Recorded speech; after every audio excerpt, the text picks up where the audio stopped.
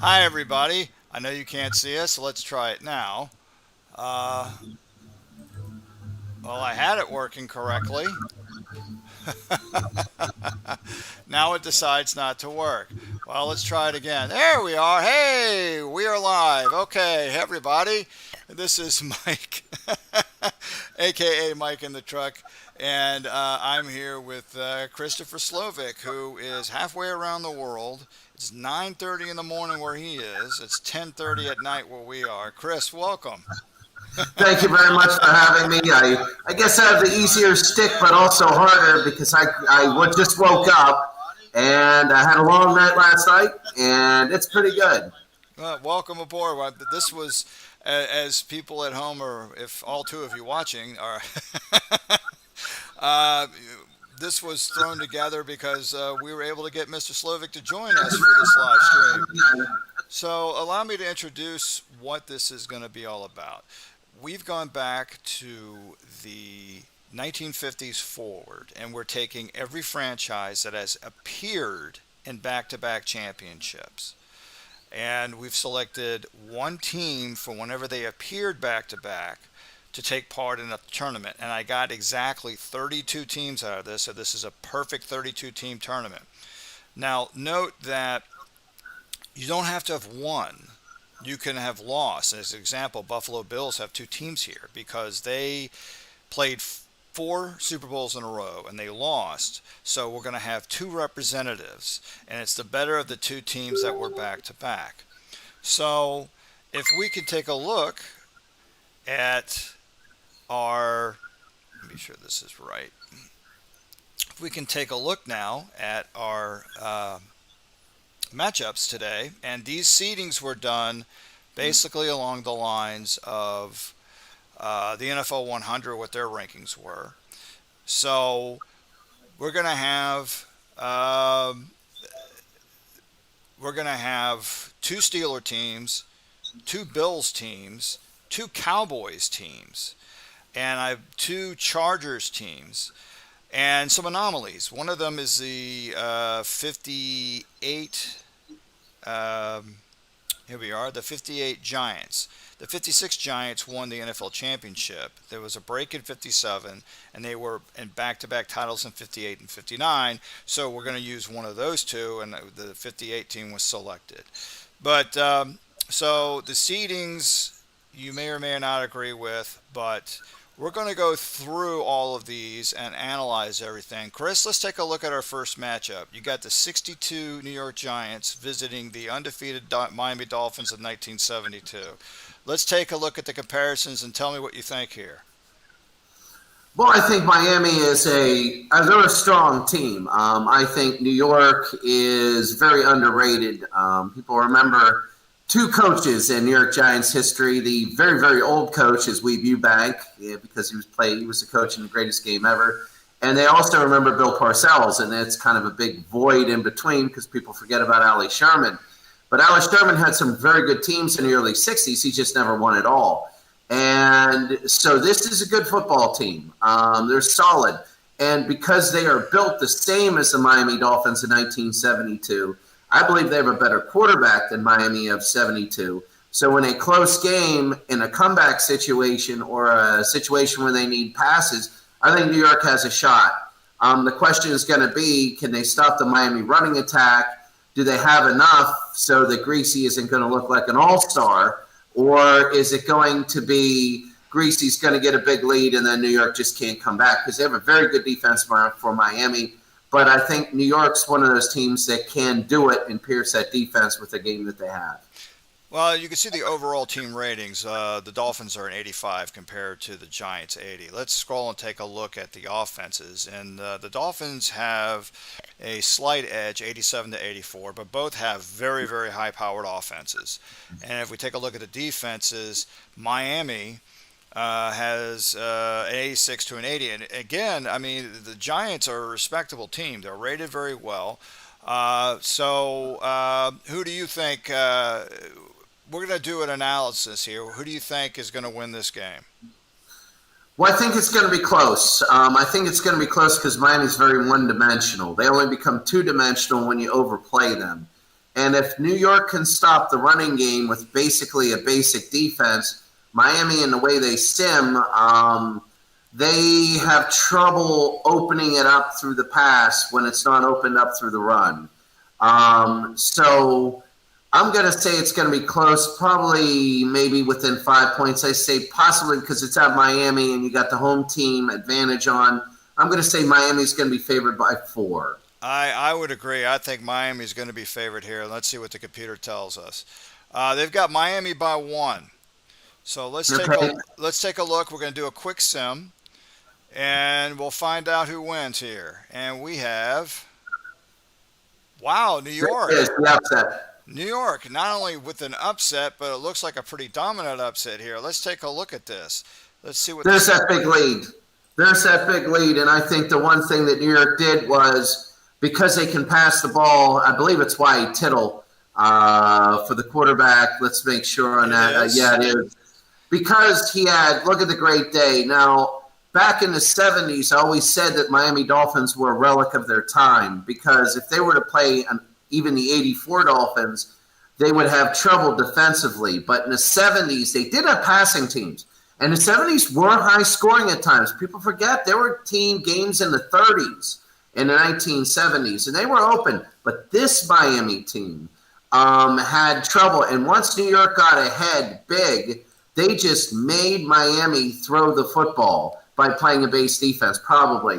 You can see how many times Greasy threw the ball. He had to play catch up. Look at that, Webster, over 100 yards. And that is big. And you notice, though, they only ran the ball a few times. They kept aggressive later on in the game. And that is big because you see Miami comes back. Miami's a very good team. They're going to come back. You know, even if you have the worst quarterback in the world, when you're a really good team, you come back. That's just who you are and what you do. But you can see there was a big interception. They lost a fumble.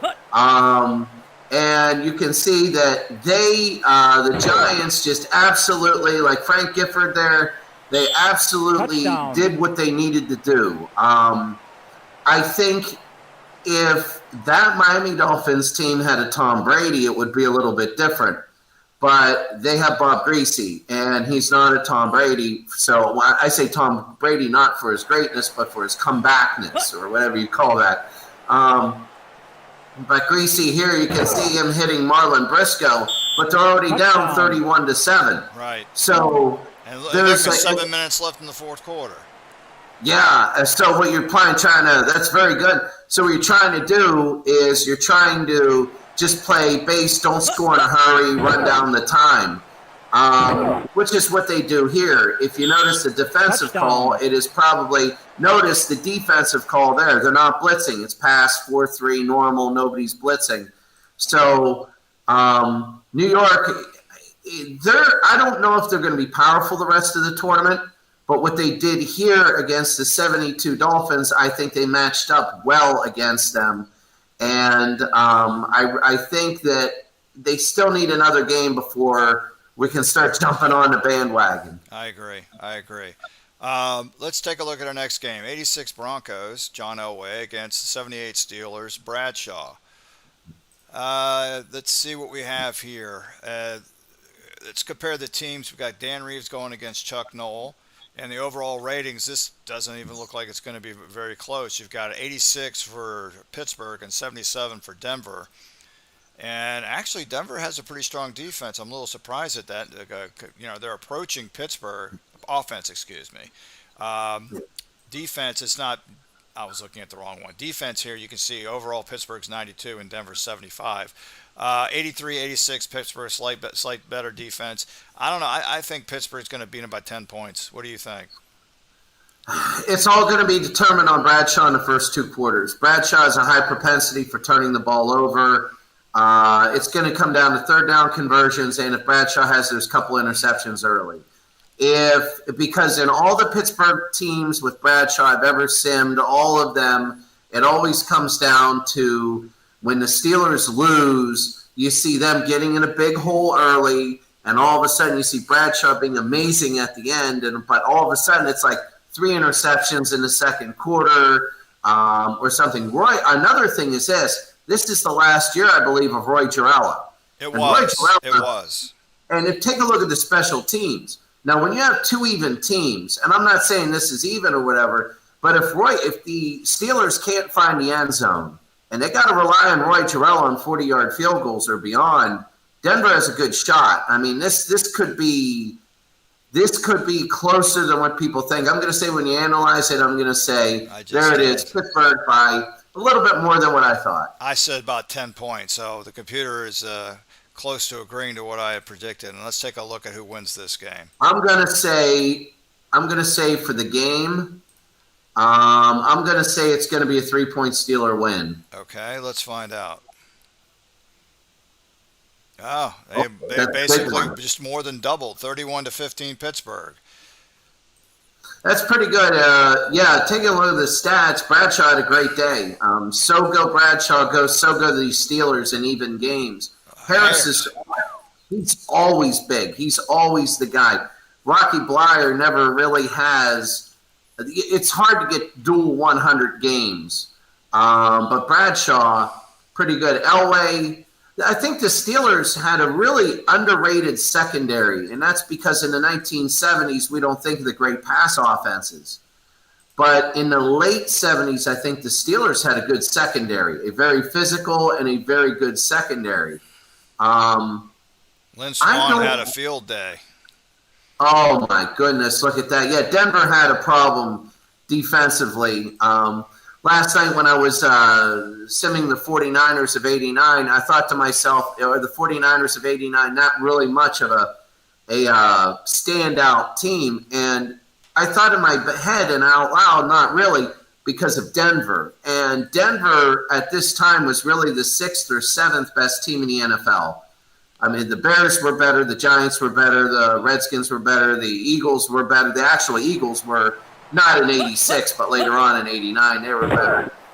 You can see Bradshaw early on gambling, and that's Theo Bell. Touchdown. And, when Bradshaw is able to get a big lead like that, they really surprised me by getting that 21-0 lead. Look at the third quarter. They went for it on fourth down twice, but then they got stopped. Look at this. Let's see where they got stopped. Oh, red zone. I think the biggest thing is when you took a look at the red box, you saw the field goal percentage was 59% for that. And that's going to be telling. They were so close, but yet the field goals aren't gimmies. And look when at it Denver. goes later, yeah. They missed two field goals in the second quarter, a 46 and a 44-yarder. And the Cleveland Browns will tell you in the real AFC Championship game of 86 that they missed that field goal. I remember watching that and thinking the same thing. I'm like, he missed. Let's see. Here's Denver making it, basically cutting the score in half.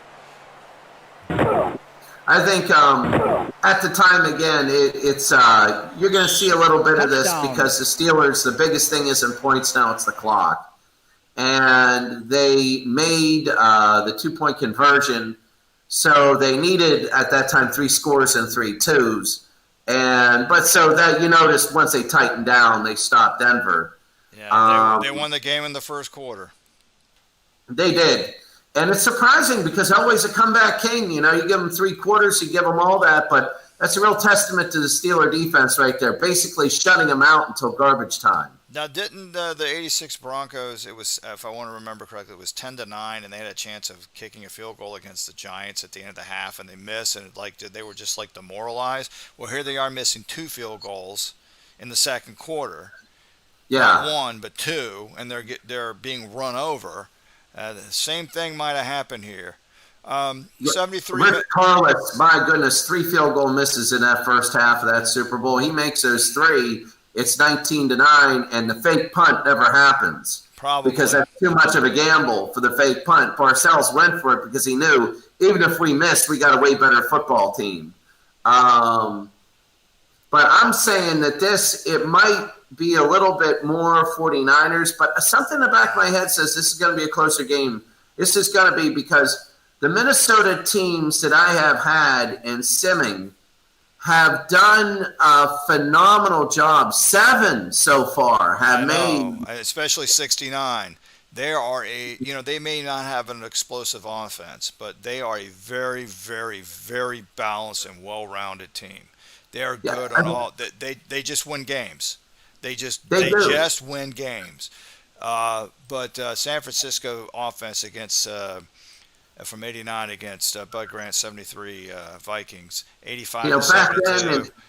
even today, you win by being a bulldozer. Yeah, And bulldozers, anybody can catch a bulldozer, but you can't stop it. yeah. And so, looking at this game, you're going to have again 14 points. Something though with the over/under. Take a look at that. The over/under.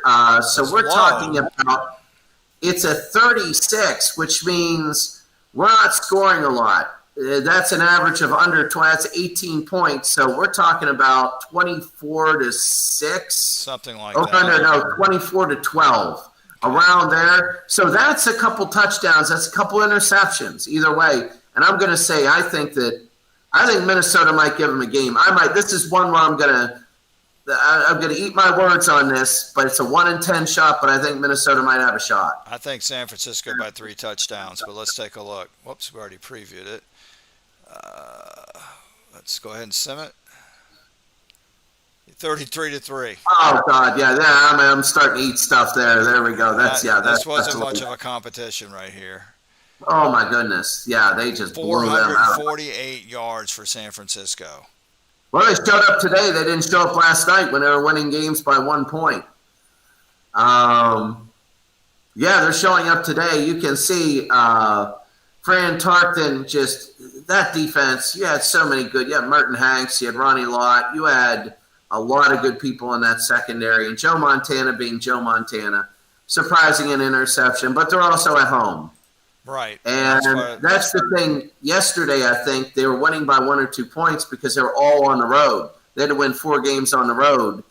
And then the final was in a neutral site. But, yeah, look at John Taylor. Everybody covers Jerry Rice, but John Taylor is such a weapon. He's a He close is such a second. weapon. He's a close second to Rice. Oh, yeah. Look at the long. Remember in Super Bowl 23, it was to John Taylor. People go, oh, remember when Jerry Rice won the Super Bowl? No, it was John Taylor. Yeah, and it was John Taylor, the unsung hero, because Jerry Rice had the long 30-yard gain. But you can see Montana in the second quarter. Again, a second down and 14, a long touchdown. It's 3-0. Minnesota's giving them a game. It's back and forth. And then you can see at the end of the half, look at the Hail Mary. Hail Mary, 50 yards at the end of the half. And now in the third quarter, it was Brent Jones. And Brent Jones, a lot of long gains. I think the thing to watch for the next round is the fact that these are long gains, not long drives. 5 plays, 4 plays. There's an 11 play, but it was a field goal they didn't finish. So that's a big thing for 49ers there. And as we go on, I think this will give us a nice insight to our game if Buffalo can hang around with Dallas.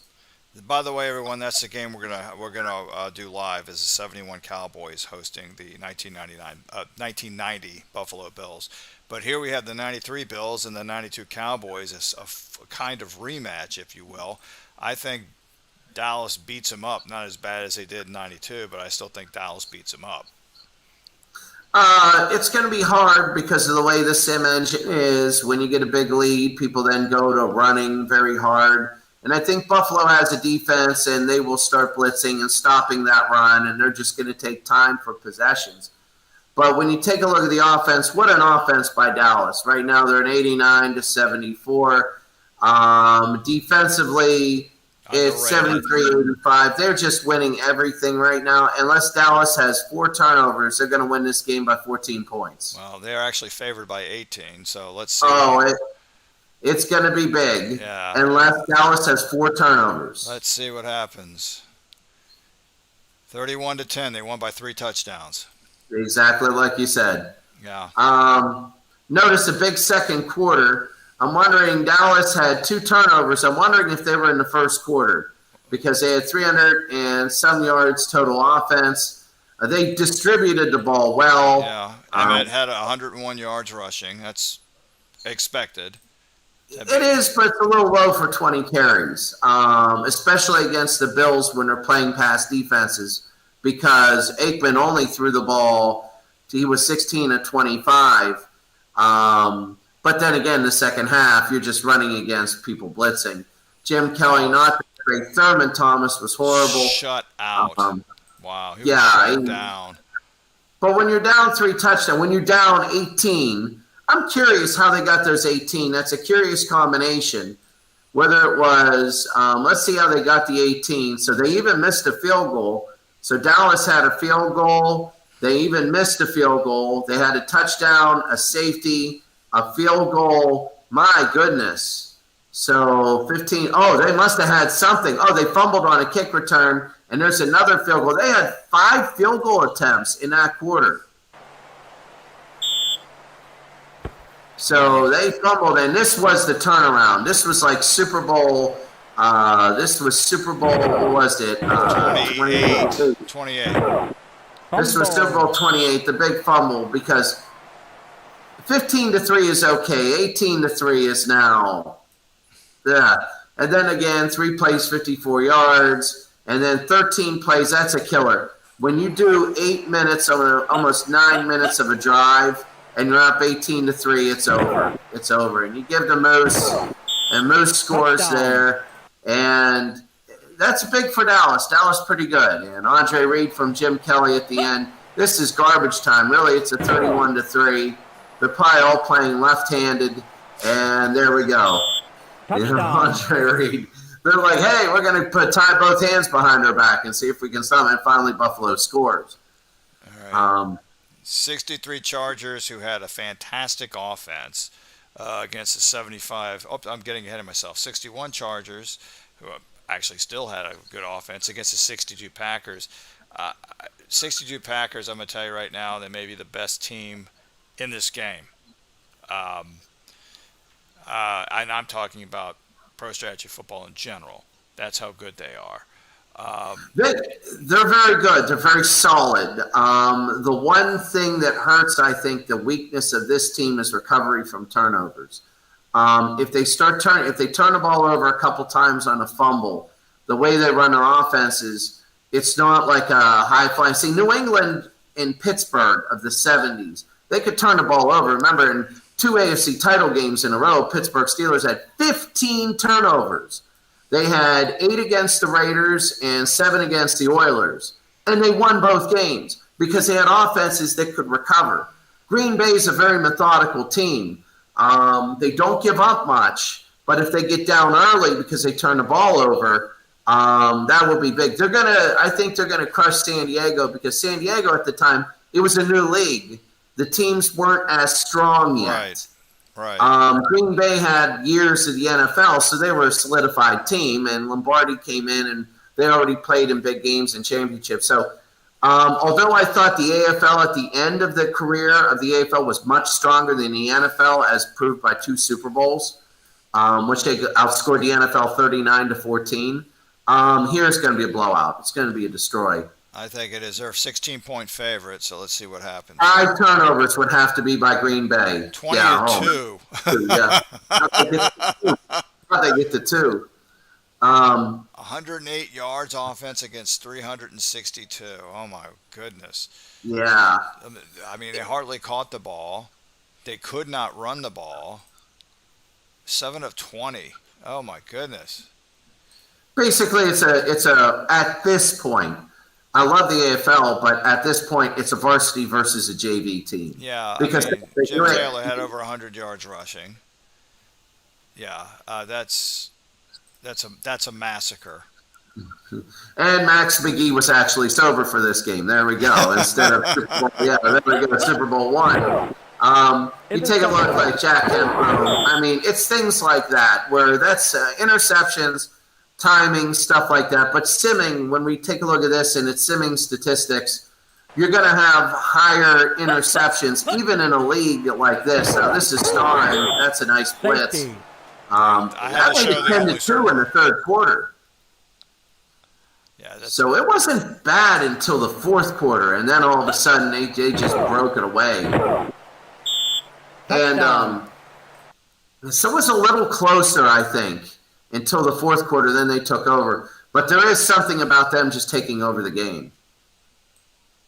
Okay, 63 when they actually won the title in the AFL against the 75 Steelers. Again, I have a feeling this game is going to feel like what we just saw, an outcome similar to that. And The only thing I is the turnovers and the passing. The Steelers could be a Miami Dolphins, a one-dimensional team in 75.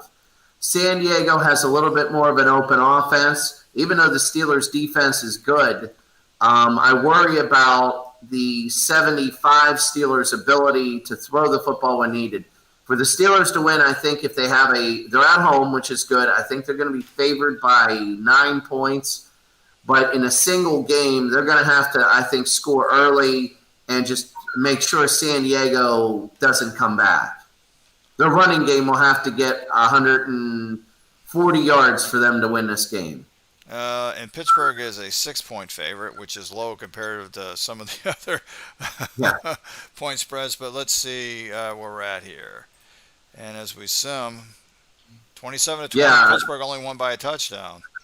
I wonder if they got 140 yards rushing. That would be the 116. So, see, the passing is 18 of 31, although that's about right for them.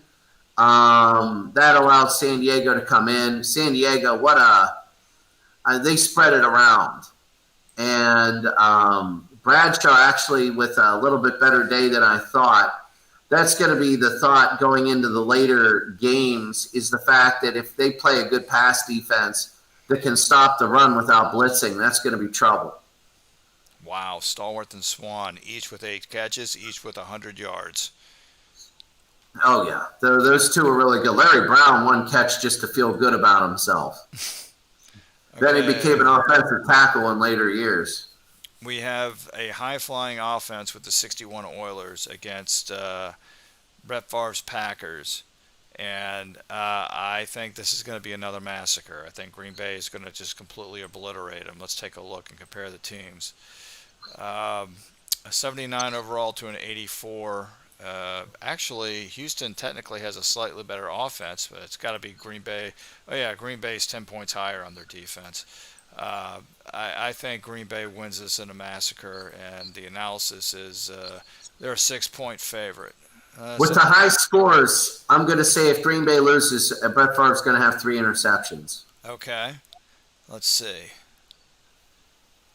Oh, they did lose. Look at this. Let's see if he has 3 interceptions. Okay. And Green Bay had to come fighting back. Look at this. Yeah. At home, too.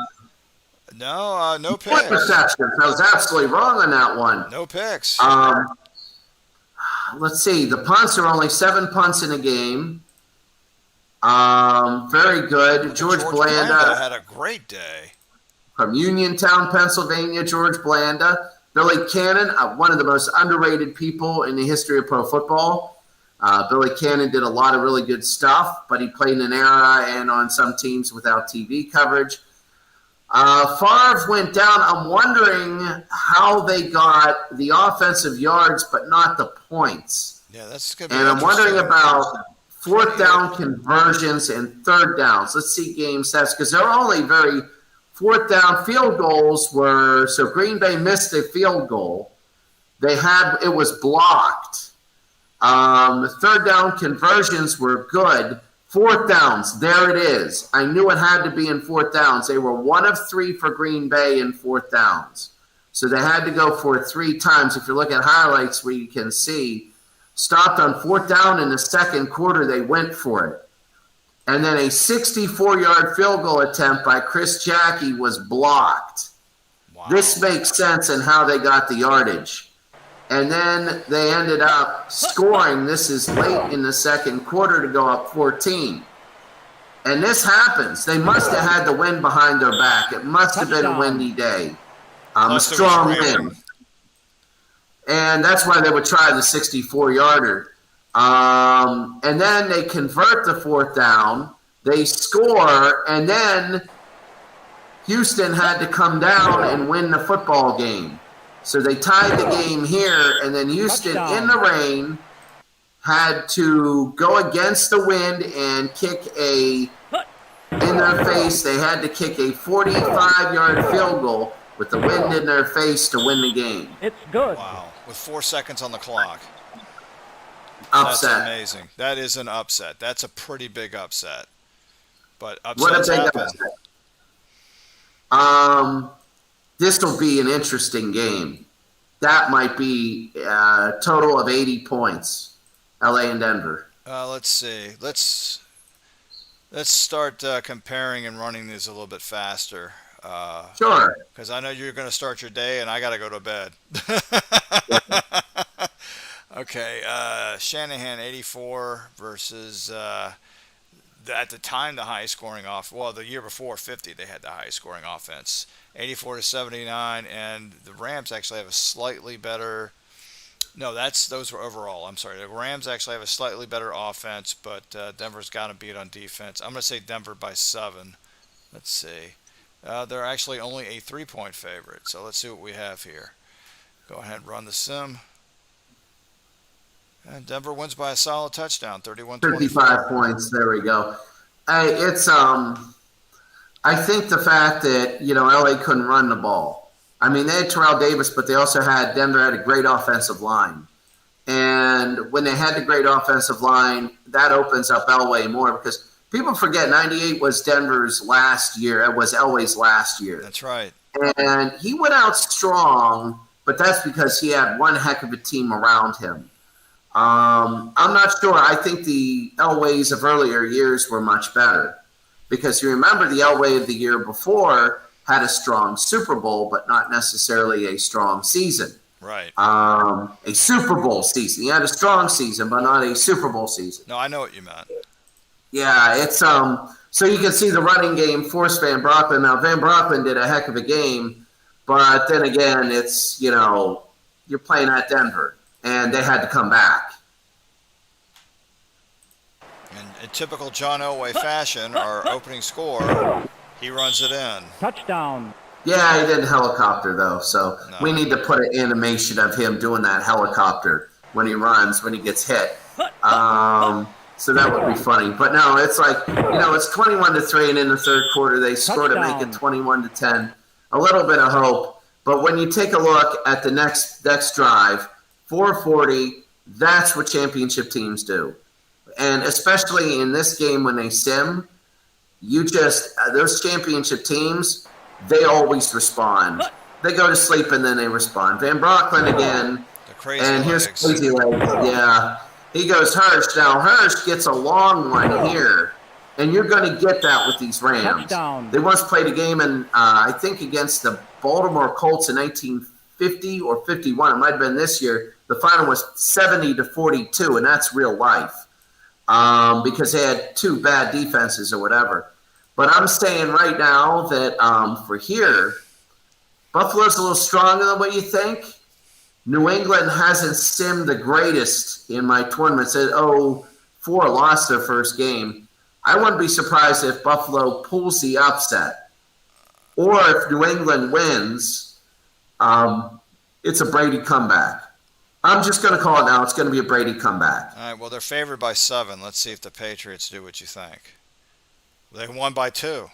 By 2. Let's see if it's a Brady comeback. Okay. First, let's take a look at the general stats here.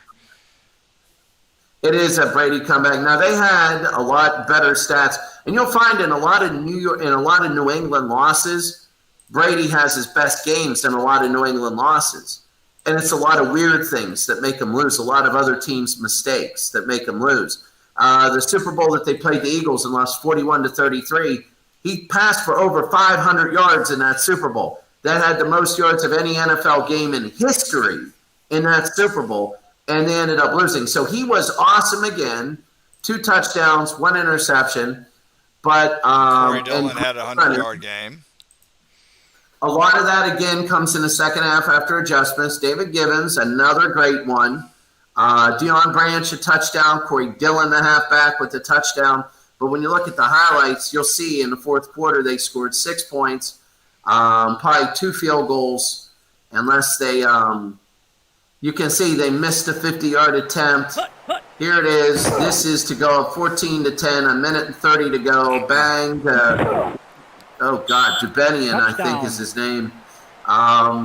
He scores there. They go ahead. And then when you take a look, they led 21-10, and there it is. There's the Brady comeback right there. And then 2 kicks, one by Vinatieri, two by Vinatieri. They're not drop kicking. You know, they hit Corey Dillon. That was a big one on a 1st and goal. But Adam Vinatieri, 24 and 34, and then Buffalo stopped in the last second on 4th down. But again, you have a clutch kicker. And this is the difference between the Steelers of 78 and Buffalo. When you play multi-levels in a tournament, when you play 3 games, which was the old NFL playoffs, you can get by with the Jarella. When you play 5 games against even teams, if the Patriots had Jarella, they'd lose. Yeah. They would have lost. 58 Giants and 77 Dallas. I think this is going to be probably Dallas by maybe 4 points. Just my energy. Wow, look at that haircut from Jim Lee Howell, man. I wish I had that. I wish you could land a plane on that thing. I wish I had that. This is going to be – their defense is the only thing. It would only be turnovers. Dallas should be favored. Well, I was going to say 10 or 14. They're 14-point favorites. If there's an outlier, it's going to be because of turnovers. Let's see. Oh, surprise. Let's see. 2 big ones. 2 interceptions. I wouldn't be surprised. Let's see the highlights. If we can, you see Chuck Connerly, absolutely horrible. But he got that touchdown. And Staubach had 2 picks. And I'm wondering, Dorsett, he changed his name by then. Receiving wise, you you look at New York, the stats don't say it, but it's got to be a certain thing. Let's see the stats again real quick. I'm saying missed field goals. Oh, punt returns. That, of course, makes sense. On the last one, they had I thought it said punt return. We got to go back to the, there it is. No, go ahead back to the highlights because they said something about interception return. Okay, Svoboda. So it was a turnover, the interception return. And this was huge. 3-0 Dallas. They're driving, and Staubach throws a pick. And there goes Svoboda. Good night. Good night. They're at Dallas, too. And that gives hope for Buffalo in our game because this Dallas team was stronger. Then they missed a field goal, Efrain Herrera. Then another interception that led to a 4-play 1-yard drive, which is another field goal. And then, oh, man, I wish we had more quarterbacks for number 42. Touchdown. That would be great. Don Maynard, before he played for – that's funny. He loses to the Colts, then he plays on the Colts for the it's funny. But Staubach, the Dorsett, I mean, they're coming back at this point. It's the 4th quarter, but it's just not enough. It was weird stuff. Stuff that isn't line them up and play. It's all the intangibles that killed Dallas. Yeah, Dallas had the stats, and New York has the win. 54 Cleveland and 2013 Seattle, and I'm going with the home team probably pretty big on this one. Yeah, I'm going to say, well, I think looking at the stats, it might be a little bit more. Seattle's more diverse. Otto Graham, I like him. Cleveland's got the 5-2 line as their base, so that's going to be interesting. It will be, and I think that's a wrinkle because stopping the run, they can do it without blitzing. The question is, how are their safeties with man-to-man coverage? Seattle's a 7-point favorite. I think they're going to win more than that, but let's see. Let's see how this could goes. Be closer. I'm going to pick closer. Oh, no, it's even more. 31-12 Seattle. Horrible all day. My goodness. And then when I go on my podcast, I'll be like, oh, it's the law of averages. But everybody watches this one, so it'll be like, man, that Slovak guy, why tune into a guy when he's missing every, and then I'll be like, hey, I got one viewer. Now one viewer sees that I'm right on mine. Otto Graham, he's solid. But it's just the diversity of their offense. I'm going to say And Russell Wilson is just so good. He can run the football too. Marshawn Lynch wasn't as good as I thought he would be, but they threw a lot more than they ran. Yeah, and Bassett there, 85 yards, but I noticed nobody else. Yeah. So they were. Sorry about that. That's okay. I'm tired too. Yeah, they're strong. But I like you're tired. It's at night. For me, when I go and I drive, because I got to get a couple things, and I got to deal with government stuff here, and it's going to be like, oh my. It should be easy, but I'd rather sleep in a bed than at a driver's wheel of a car. Touchdown. I like Golden Tate there. I like the uniforms for Seattle. That's a nice. The Mater did a great job with their alternate uniforms. And, okay, no. Their jerseys, when they turned, looked like they were all that bluish. Touchdown. But there's Brewster there. I mean, it's a little garbage time there, Otto Graham. But I like Cleveland, but they're a relic team. They're very strong. I like 64 Cleveland actually better. And that's the game down below. Yeah. 53 Lions, 66 Pack. I think the 53 Lions are underrated. But I mean, I'm still going to go with the Packers on this. Yeah, I'll go with the Packers. I think the Packers will win by 9. They're a 7-point favorite according to the computer. Let's see what we get. Wow, Detroit. I should have stuck with my guns. By 9. I'm sorry, I meant Detroit. I didn't get that out. Sorry. They did win, so. What a blowout. What an absolute domination by Detroit. Bobby Lane.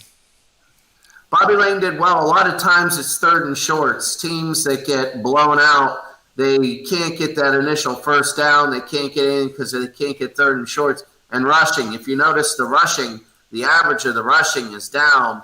Well, Detroit got a lot of scores, but when the average of the rushing is down, like 3rd and 2, 3rd and 3, when you win by big margins, you make them.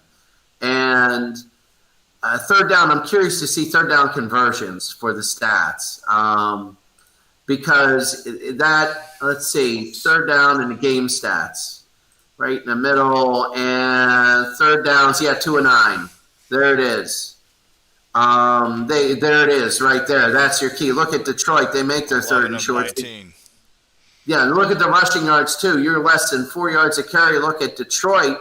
1, 2, 3, but they have 43 carries. A lot of that is in garbage time, so you're getting nothing. So the third and shorts, you got to punt if you don't make third and shorts, and the other team makes them. 11 to 16. And that's even stranger too, that they're only touchdown early. The non-garbage is a interception for a touchdown. I mean, they were up 14-0. So their star, and this is another one. So the first touchdown, I should say, and then Dale scores. So they're up 14-0, but it was just home field advantage there. They settled it down with a field goal. Then the 44-yard touchdown. This might have been the turning point of the game right here with Bobby Lane. And then Bobby Lane, wow, taking a long time back there. There you go. Then to Smith. This is the touchdown. That's got to be the turning point. And the Green Bay losing that fumble. Where'd they lose it? Oh, yeah. And then they try to reverse. They get the first down. He was on that's the 5. A killer. He was on the 5. That's a killer. And then they scored and they missed the kick. But once they scored, that was it. It's over. This is another game I think might be kind of a blowout. I think New England's going to kind of run over Washington.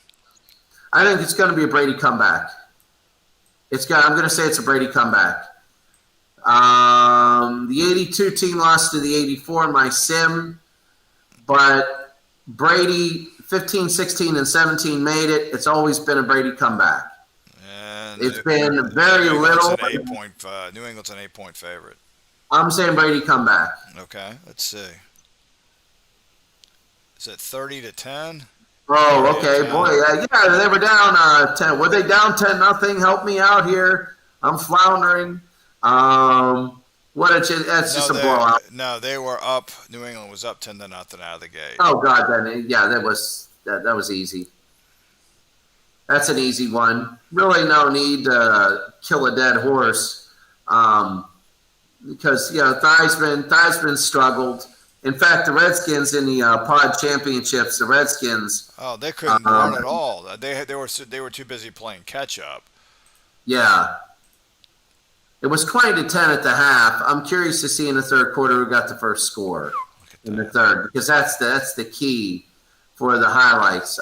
Brady looks good again. Brady's solid, but I'm wondering in the highlights, the third quarter. Let's go ahead down. They got 7 there. How early was it? They hit a Hail Mary, and then 11 plays, 72 yards, 603. That was after a Washington punt, it looks like. So that's when they took control of the game. And that's, I don't want to say typical Brady, because Brady is like the John Elway of our time with all the comebacks and all the greatness. People forget that Tom Brady is the comeback king, because they win so many blowouts against lesser teams, but against best teams, they always come in. And Theismann hit this Hail Mary at the end of the half. Touchdown. And he hit Virgil Say. It's 30-10. Not too much to hash this. It's blowout. Kansas City and Cleveland. Cleveland, first time in the NFL, but they're not playing 1950 NFL teams. So they're a little bit better rated, but I'm wondering about their defense and their running game. What happens if they get their running game stopped? So let's see. Yeah, let's see. Analyze. Tie. Oh, this is a coin flip. This game's a coin flip. Let's see. Ooh, Kansas City. Nope, that's all Chiefs. Let's see. Oh, Cleveland. It was, because Cleveland came back at the end. The running game, again, Cleveland was 22 rushes for 74 yards. That's their backbone. And you have 2 interceptions because you're forcing things.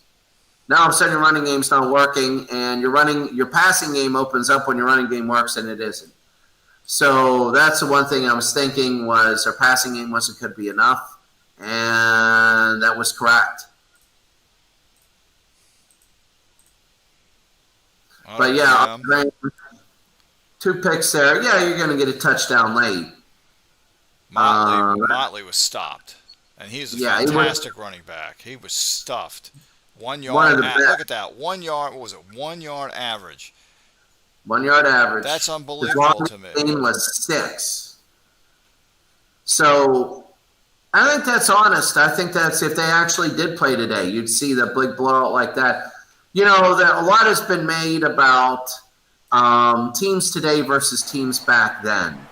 And as we run these highlights, I just want to say this to Philip some of these times when we watch the highlights. People say, oh, bigger, faster, stronger, and all that, but they got to remember that back then they had a heck of a lot better technique.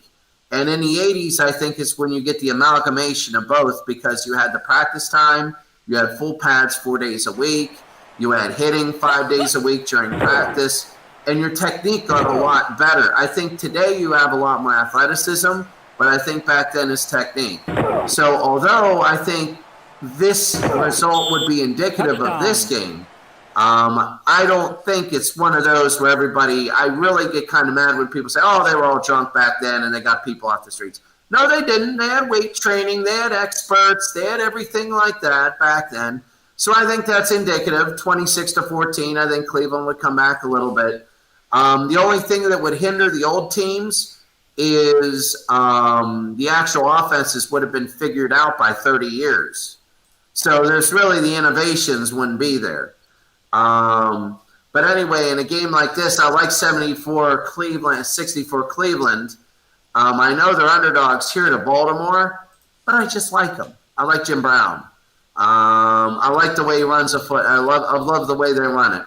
If Baltimore can do to Cleveland like Kansas City did to Cleveland and stop Jim Brown like they did Marion Motley, I think it's really, really going to cripple Cleveland. I think so too. I think though that those NFL films where you see Jim Brown carrying 11 people on his back, Sure. you have no blocking, and then he carries like all those people on his back. But if they're able to contain them, yeah.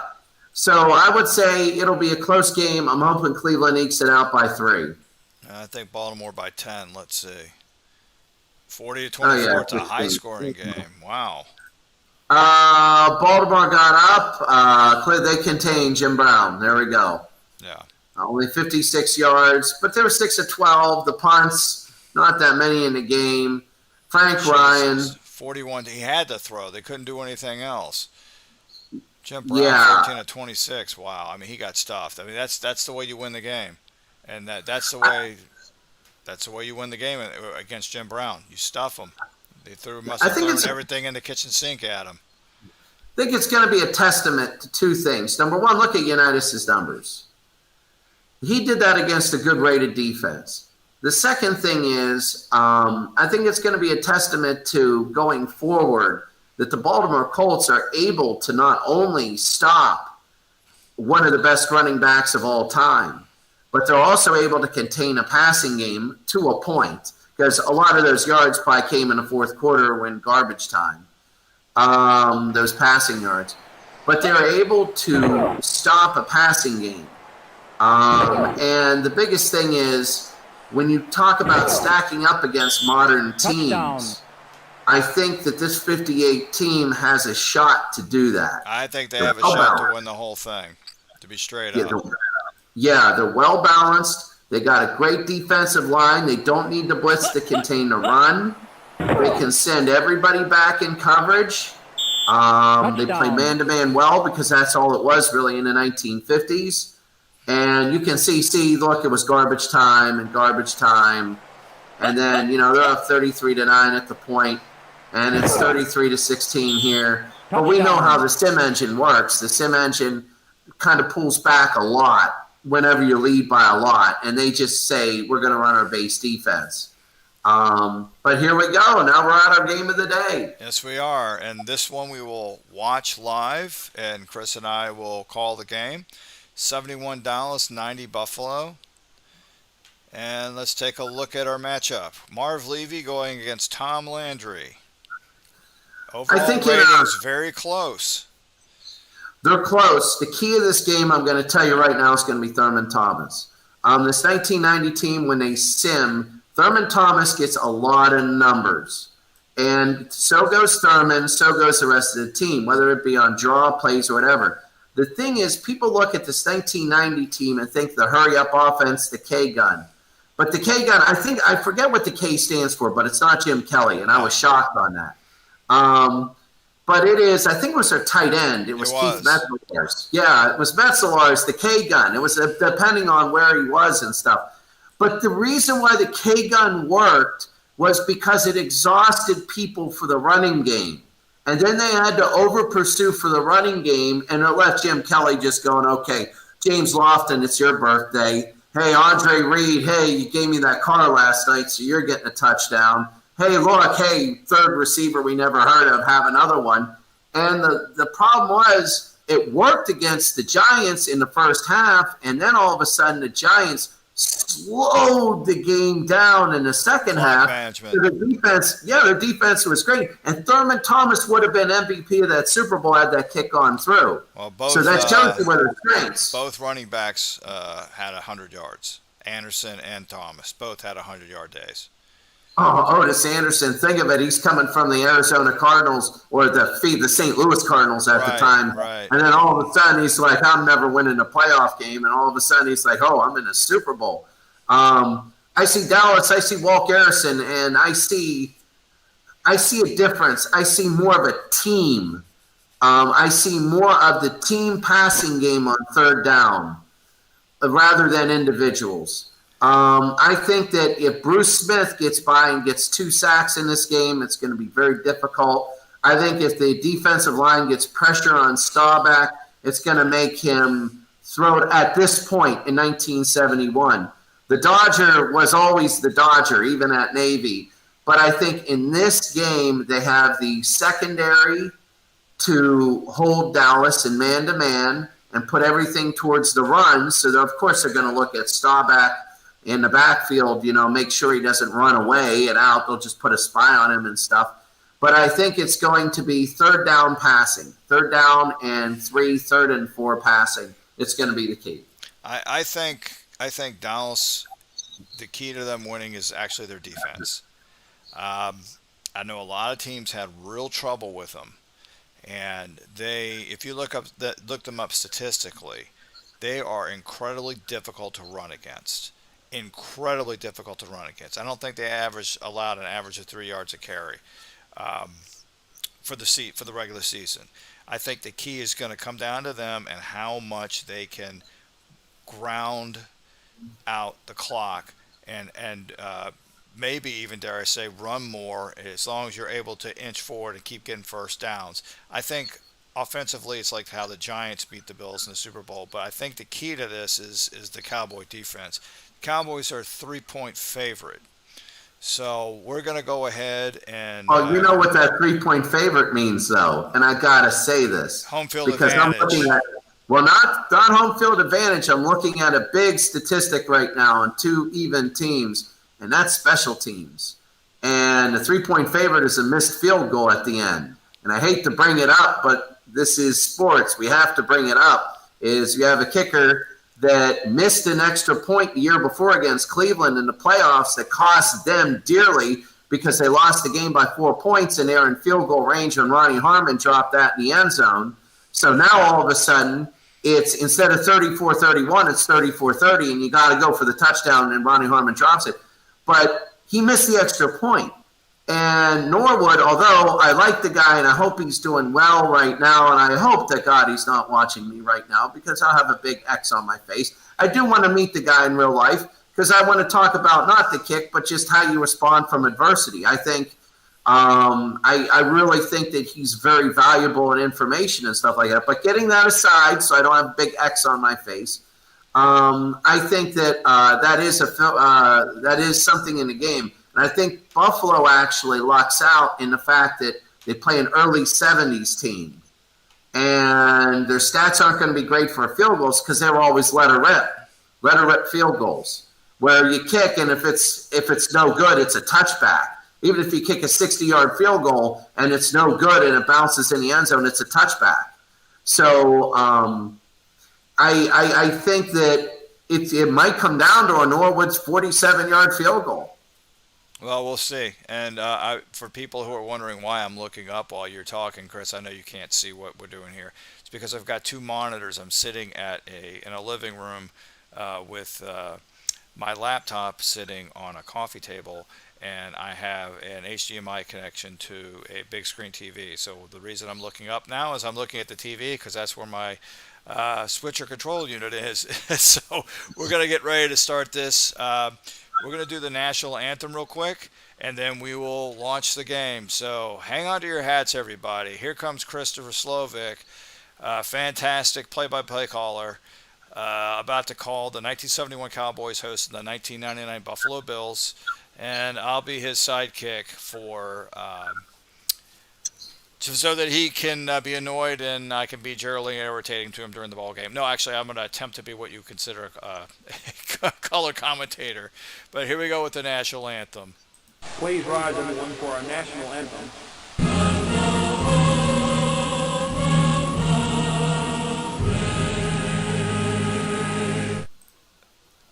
All right, Chris, we are about to start this sucker.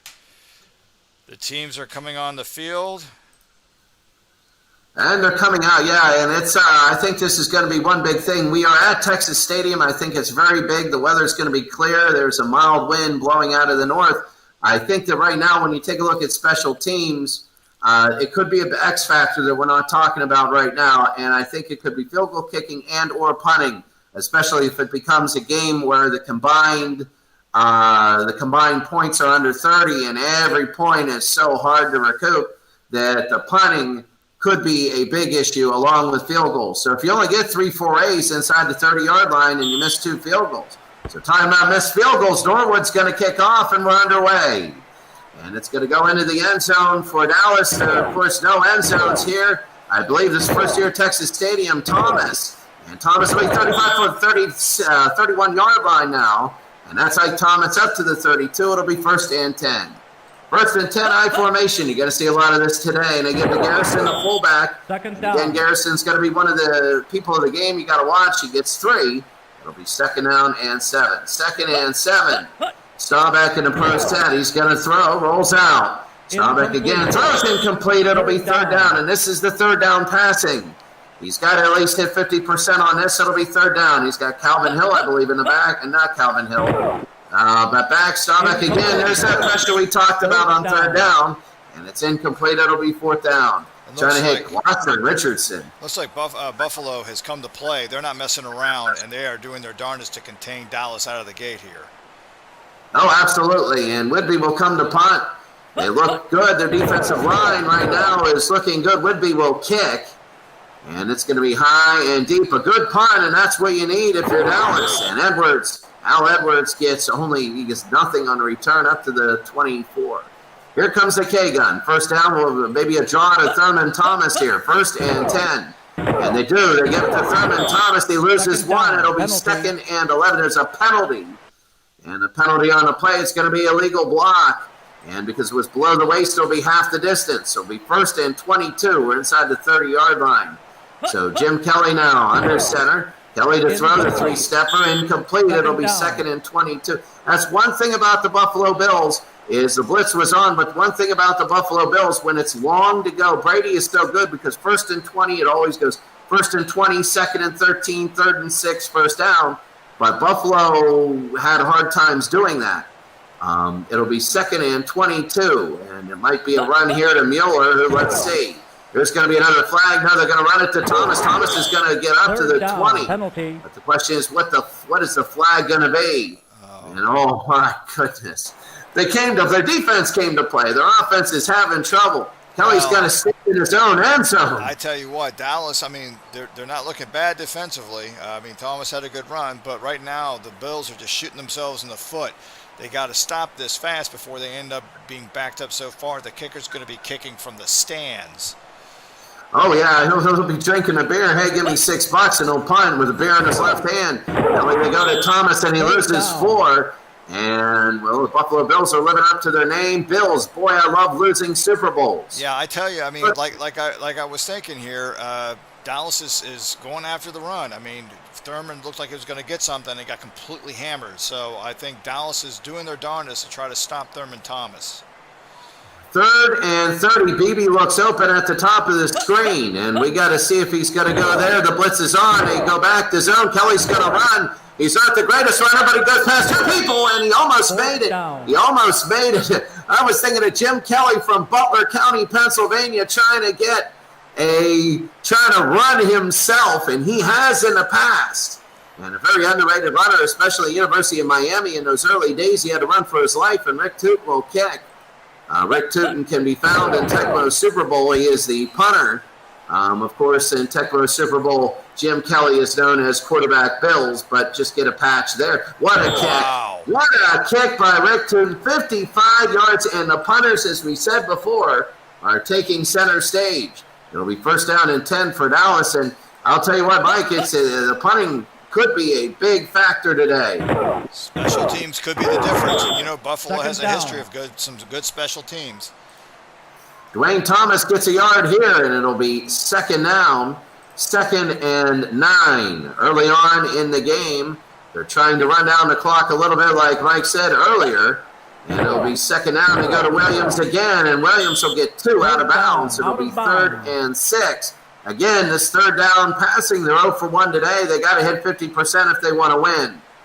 3rd and 6. Staubach. He's got trips to the near side. Staubach going to throw, and it's incomplete. It'll be 4th down. He's 0 for 2, and now they got a kick. This is a defensive battle. It's a defensive battle. We can't entirely say that, though, when it comes to Buffalo's offense, because they had penalty after penalty that just kept driving them back. Kelly had that really respectable run, and under normal circumstances, that probably would have been a 1st down. But with all those penalties, it just killed them. As Whitby will come in to kick, and also the draw play by Thurman Thomas, it was wiped away by a block. And that's making me wonder whether they could do it again, this time legally. kind of like me driving. And here comes Edwards, and Edwards a fair catch on the 24. So it'll be first down and 10 for Buffalo. And they're going to try this time with a fresh slate. It's 0-0 still. And Kelly, three-stepper, he hits Andre Reed from Kutztown. And another Pennsylvania connection, and Jim Kelly. To Andre Reed gain a 6. It'll be 2nd and 4. That's a way to start a drive. That first down play is such a huge play, really, when you want to start a drive. Kelly again. Kelly, and this one's going deep. He's got a man. He's got Andre Reed. It's down to the 40. It's down to the 35-yard line. And Andre Reed, he gets 35 down to the Dallas 35. And Mike, I'm telling you what, right now, this is the way you start football games: is you go aggressive and you go early. Yeah, as we can see here on the replay, it looked like Buffalo just had to open it up. They had to convince themselves and to show Dallas at the same time that they weren't afraid to go deep. They weren't afraid to be aggressive, and this play proved it. But now the big question is, can they finish their drive, or are they just going to miss a field goal or throw an interception? Let's see. Let's see them set this tone. They're getting ready. They're putting the golf ball on the tee here. Kelly, screen and incomplete. It'll be 2nd down. Norwood only hitting 42% from this distance. And right now they need some field goal yardage here. It'll be 2nd down in a far formation. Kelly again, they go to Thurman, he loses 2, and right now they're guessing. It's very predictable, isn't it, Mike, what they're going to do? Yeah, they are. They're going to have to end up throwing the ball, but I tell you, this Dallas defense, like I mentioned before, they are tough against the run. They are extremely hard to run against, and they just showed Thurman Thomas just how hard they are to get through. 3rd and 13 now. They need field goal yardage, or else it's going to be a wasted play, and it's going to be down. He got it. Andre Reed in the first down to the 24 yards. A penalty. There is a penalty on the play, and this could be big. It is against Dallas, and it's down to the 12-yard line. Oh, this is going to be big. This is going to be big because right now we're talking about getting 7 instead of 3. First down and 10. They can make a first down at the 2-yard line. Kelly to Thurman. And finally a first down run, and he gets nothing, and he is having trouble. So goes Thurman, so goes Buffalo. But right now, it's 2nd and 11. 2nd and 11 for Kelly. He's going to throw, and he throws end zone, and it's incomplete 3rd down. Mike, what would you do? You can't run. You can't run. You're throwing. They're going to be in pass defense. What do you look for? You know what I would do? I would do a play-action throw to Thurman Thomas. Throw him off guard, play-action fake, and then dump it off to Thurman. That would be my call. Surprise them by actually throwing to Thomas, who they've been king the whole game. I'm going to say maybe screen. Who knows? 3rd down, Kelly in the gun. He's got Thomas back there. He's got 4 receivers. Oh, they dropped to Thomas. There it is. He's going to score, and he scores. Thurman Thomas, a touchdown. Wow. And 1990 an early 6-0 lead, and wow, that caught us off surprise. We thought they were going to fake to Thurman. Yeah, they didn't fake to him, but I figured that they were going to fake and then throw to him. They went ahead and gave him the ball and gave him the chance to show everybody that he can get through this Dallas defense. I'll tell you what, sometimes when things aren't going right, you just got to do your strength, and right now that's their strength. That draw play on 3rd and long when they're all playing pass, and it worked. Norwood the extra point, it'll be up and good, and halfway through the first quarter, the score. The Buffalo Bills in 1997 and Dallas in 1971, nothing. As 8 plays, 76 yards, and that was a solid drive. And now there's the kick. It's going to be deep, and Dallas will take it on their own 6-yard line. Here's Cliff Harris. Harris again. Harris on the run. Harris, remember, he said special teams. And this time it's the absence of special teams by Buffalo. And it'll be 1st and 10. Remember, their overall rating was 42, meaning that this is giving Dallas very good field position early on. And, hey, you don't have to be great at offense when your return man goes all the way. I think that Staubach's got to come out here and do exactly what Buffalo did. Throw the ball, and throw it a lot right now. Got to be aggressive. Like that old chant in high school where you get so annoyed out of it. Here it is. Incomplete 2nd down. Now the big question is, what are they doing 2nd down? We're all thinking run. Run to make it 3rd manageable. It might be a screen pass. Staubach, and they screen it again to Thomas, and it is 3rd and 6. And Darryl Talley with the stop there. 3rd down and 6. And Yai again, and they put him in motion into Twins. Staubach again to throw, incomplete. That 3rd and 6 again. He's 0 for 3. And he needs to be 50% if they want to win, and we said it would come down to that. And right now, Mike, what do you do when that's, would you try a draw? What would you do? Right now, that 3rd and 6 passing isn't working. I don't think they're going to be able to do it running right now. Not the way that the running game is. They're getting a couple, little chunks here, little chunks there. Ron Whitby with a 59-yard punt there. It's one of those things that's so good you're glad, but it went in the end zone, and you get a little picky. You're like, well, couldn't that be out on the 5-yard line? And Davis trips over his feet. He trips over his feet, and he loses 4. It'll be 2nd and 14.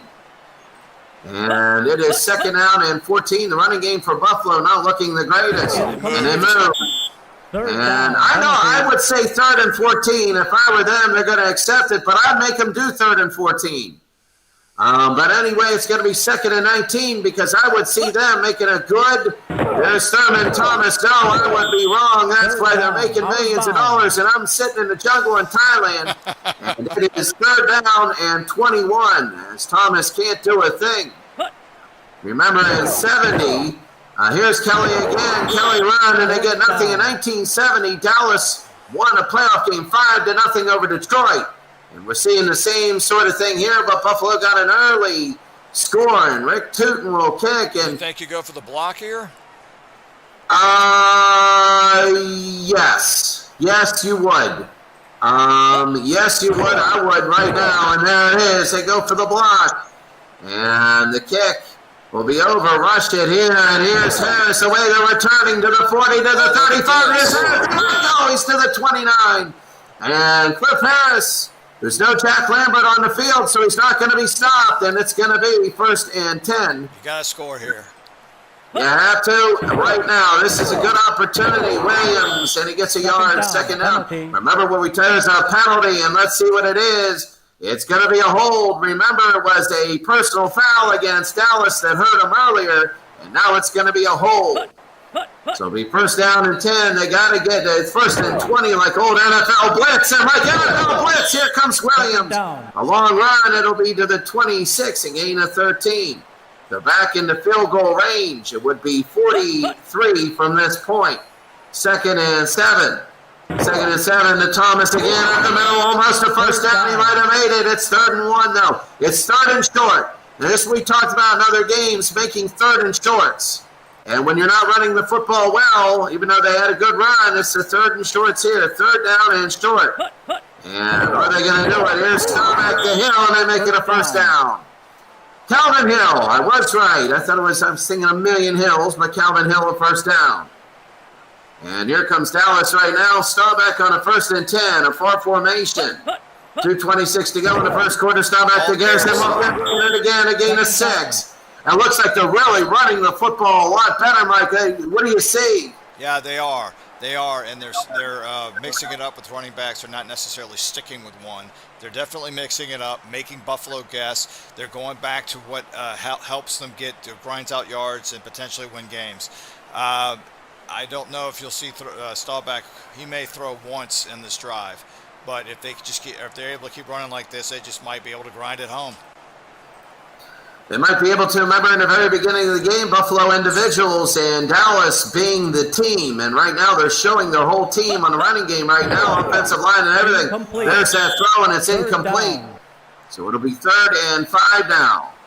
3rd down and 5. It's big that they get a touchdown. You're not going to get many forays into Buffalo territory. And 3 field goals might be a little much. Staubach to Hill. Calvin Hill knocking out.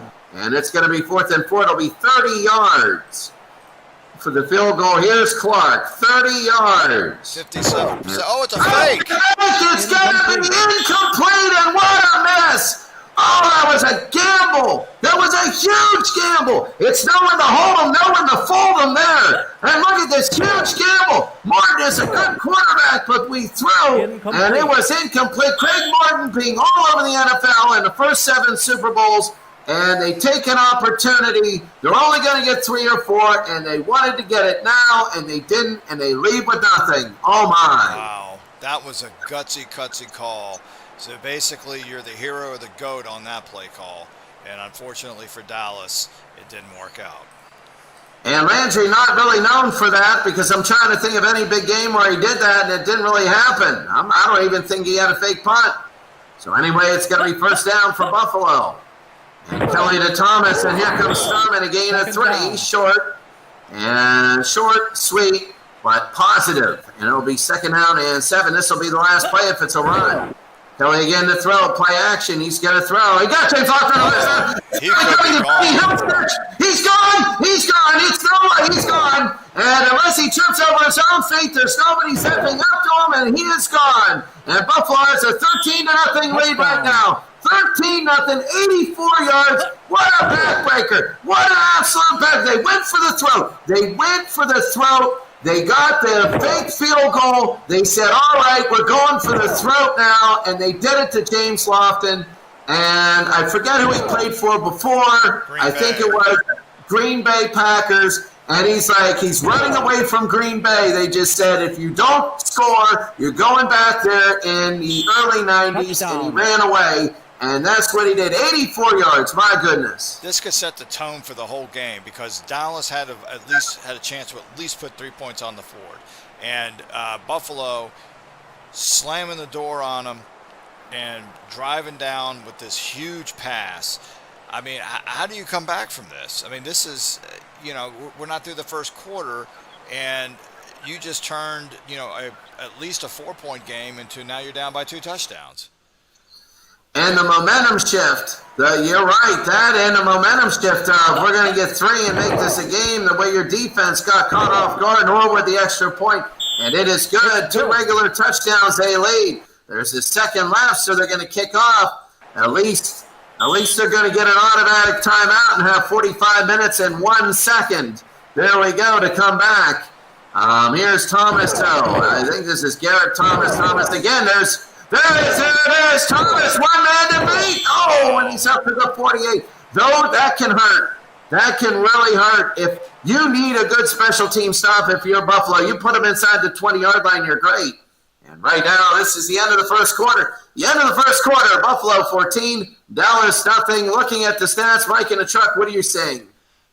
Well, I see that neither team is doing very good on third down conversions. Dallas went for it on the 4th down, which that was a very questionable call. I mean, look, they have 5 passing yards, 2 completions, 5 passing yards.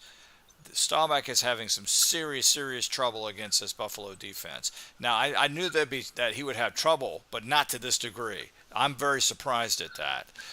But Buffalo's offense, to be honest with you, is playing about as well as I thought they would. And I'll be honest with you, I think with the exception of giving up that big touchdown, Dallas's defense has done pretty good, and they've held Thurman Thomas. They have really made it difficult for him. But Buffalo's offense as a whole, overcoming has been the difference, in my opinion. Yeah, and that is the biggest thing. We haven't had a turnover yet, and I think the first team in the turnover battle where that happens, I think that's going to set the tone right now. It's 14-0. If Buffalo turns the ball over and Dallas gets it, I'm looking at Dallas. Here's the thing. Dallas has to score before their special teams mean something. So that means if Buffalo goes up 28-0, Dallas can return a kick. Oh, well, it's 28-7. Right. But if it's 17-7, let's say, and they return a kick, they can get a freebie. Dallas needs a freebie, I'm thinking. As we begin the second quarter, here comes Staubach. Staubach to Garrison, and Garrison is going to get back to the line. He gets nothing. It'll be 2nd and 10. So Buffalo again, a strong defensive line there. 2nd down and 10. Staubach, and they give it to Garrison. He's only going to get a yard, and again, Walt Garrison. 3rd and 9. 3rd down and 9. So Staubach, there's motion in the Twins on both sides. Staubach, they'll throw, and he's got it to Allworth. Bambi a first down. So Lance Allworth, gain of 12, it'll be a first down. Again, that 3rd and long passing, and they finally get one. So they're making the adjustments. This might be a different kind of drive here. And they give to Thomas. 2nd down. And he loses one. It'll be 2nd and 10. Mike in the chalk. I mean, these first down runs, losing one, it seems like they're hampering them. Yeah, they'll take a step forward and then they'll take 4 steps back. It's kind of feels like what it was in the first quarter. I would say a field goal here isn't necessarily a defeat. I think it's a necessity, though. And it's incomplete. It'll be 3rd down. I'm thinking maybe 4-down football here. 3rd and 11. Staubach. A 3-stepper. He throws, and it's incomplete. My goodness. Nothing happening here. And it'll be 4th and 11. Now they would be asked to pin it deep, and now this becomes very big. They got to pin Buffalo deep. And Whidbey will go down to the 10 and inside to the 5-yard line. A great punt by Whidbey. I'll tell you what Whidbey is like. When your punter's an MVP, that's a good and a bad thing. You got a great punter, but that doesn't mean your offense is doing well. And it'll be 1st down. And we're going to see if that last touchdown was an aberration or whether it was something that's going to happen. What do you think? I think Dallas has got to clamp down hard. They got to put up massive pressure right now. They're already stopping Thomas. I think they got to put massive pressure right now on Kelly. So it'll be 1st down and 10. Kelly, they get to Thomas, nothing there. And no gain. Bob Lilly with the stop. It'll be 2nd and 10. 2nd down and 10. And they're going to, there's going to be a flag. It's going to be movement, and it's going to push them back to the 3-yard line. Oh, my goodness. Buffalo going to start shooting itself in the foot like it did the first quarter, the very first drive. I would say right now that long touchdown is more of an aberration than a consistency. So it'll be 2nd and 12. Kelly, the play action. He'll throw, and he's got Davis to the right of the shadow of their own goalpost. And it'll be 3rd down. 3rd and 6. So here comes Kelly. Kelly to throw. Kelly's going to throw. It's deep and incomplete. Now this is going to be big because you can't waste these opportunities. Dallas has got to get a good return. They have to get a good return. And they can't be doing any kind of trickery. They can't do what they did last time. If they have to settle for 3, you settle for 3. You get on the board. That's key right now. That's funny because Landry usually he's the guy that says, well, if we would have kicked the field goal last time, we kick it this time, it's a 1-score game. Yeah. And it'll be a punt to the 46, so he took a risk last time. You just don't want that gambler's effect happening where you take one risk and you have to take more risks because of that. He got Bambi, and Bambi might go down to the 20, to the 15. He's down to the 11-yard line, a 1st down to the 12. Staubach to Allworth, and what protection. This defensive line is giving a little bit of pressure, but they're getting a lot more protection. If Bambi had just a little more speed, they could that would be a direct answer to that bomb that Jim Kelly threw to put them up 14-0. But I'm sure they'll be happy to take this, but you've got to score. Even if it's a field goal, you got to get on the board. Not just to get on the board, but for your confidence. So it's going to be 1st down and 10 for Buffalo. Dallas, they give it to Calvin Hill, a gain of 2. A little bit passive for such an aggressive drive. It'll be 2nd and 9. Staubach to Williams, and they only get about a yard. There's a penalty, and what's that going to be? It's going to be holding in a 1st down. It'll be 1st and goal at the 6 now. Now this is going to be big. 1st and goal at the 6. Staubach under 10 minutes to go here in the 2nd. Thomas only a gain of 1. And they go from being aggressive to passive right now. I'm not sure this is going to work. Such extremes. It's just, I don't understand it. 2nd out, they might go into the end zone. Staubach, you're feeling that. Staubach, touchdown to Hayes. And he gets into Hayes. That's going to be Bob Hayes, the receiver. He gets 6 yards, and it's going to be a touchdown. And it's 14-6. We can't assume the extra point. Such protection right there, and Dallas is coming back. They absolutely needed this. They needed it bad. But you know what? It could be 14-10, or to be honest with you, it could be Dallas leading because that big touchdown came after the fake kick. So now the extra point. Here's Clark. These are always an adventure, and this one is up over, and it is good, and it's going to be 14-7. And more or less, these extra points are going to be an adventure with these kickers. They might say 99%, but it's also the choke factor, too. You got to remember that. So anyway, it's going to be the kick. The kick is going to be deep, and it's going to be down in the end zone here. Oh, they're going to bring this one out. That's a good gutsy call. Oh, my goodness, this could be a turning point. Don Smith in the end zone. They don't have what Dallas has. Dallas can bring it out, and now it's forcing Buffalo. My goodness, Buffalo is now pinning themselves back And they're not doing – I think we might have got fooled by that long touchdown thinking that they were going to do it the rest of the game. Well, we'll see. I mean, again, it's going to come down to Dallas's defense, who has, in situations like this, I mean, there have been 2 drives where they have maintained Buffalo's bad field position and made them kick from their end zone. So if they could do it 3 times and make them punt again, I mean, that's going to really boost Dallas's confidence because they're showing that they can and will stop Buffalo. So here comes Jim Kelly from the 13, first down, Kelly, and it's going to be incomplete, second down. Right now, Dallas, if there were a momentum meter like in all those video games in the early 2000s, this thing is going through the roof. You put glasses, it'll poke your eye out. Mueller again, Mueller the fullback. He gets a couple, it'll be 3rd down and 7. This will be about halfway to go in the second quarter, 3rd and 7. Kelly to throw. Kelly's being harassed and he goes down, and that is huge. Big play for Dallas. They needed that. They needed that badly. 4th down. They did it again. This is the 3rd time that Buffalo's been deep in their territory, and Dallas has contained them and forced them to punt. I think the biggest thing out of that sack was the fact that nobody blitzed. That was in the nickel defense, and that was a defensive lineman that came through. So now they're going to go more on pass coverage, and that's a bad sign. The offensive line broke down a little bit. Now they're going to have to kick Rick Tootin. And they're kicking from their field goal, from their own end zone for the 3rd time today, and we're just halfway through the second quarter. This, I would say, go for the return. And Tootin, because he got the momentum, Tootin will kick. And rooting Tootin all the way to the 50. Here comes Cliff Harris to the 45. That was big. Every yard now is going to be field goal yardage. So every yard is going to mean something big. It'll be 1st down and 10 in the near formation for Staubach.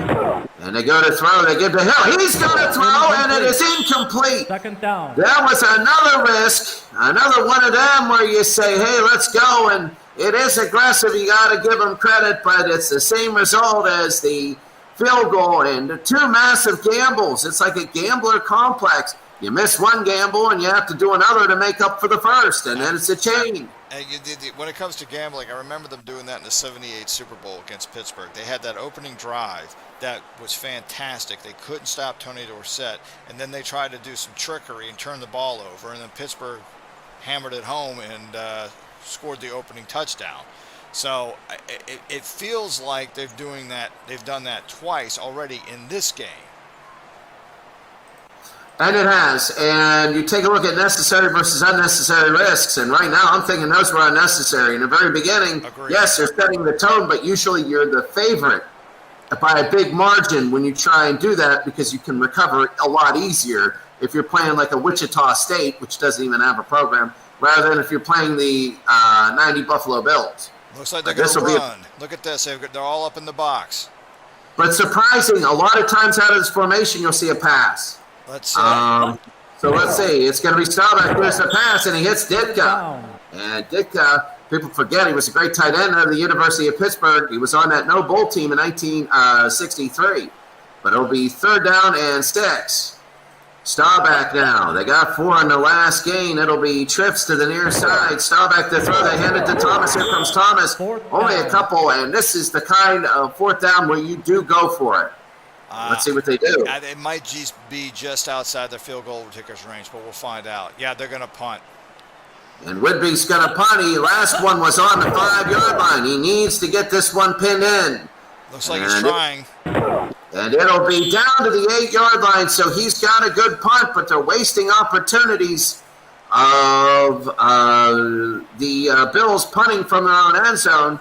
Remember that the Bills have punted 3 times from their own end zone, and Dallas has 7 points and no field goal attempts out of it. This could be a 4th time. I mean, this is lather, rinse, repeat, if you've noticed. Backs stuff in their own end zone, pump from their end zone, kick it to Dallas. Dallas can't do anything. They punt, pin them back. It's lather, rinse, repeat. And it is. It's going to be 1st and 10 for Jim Kelly now.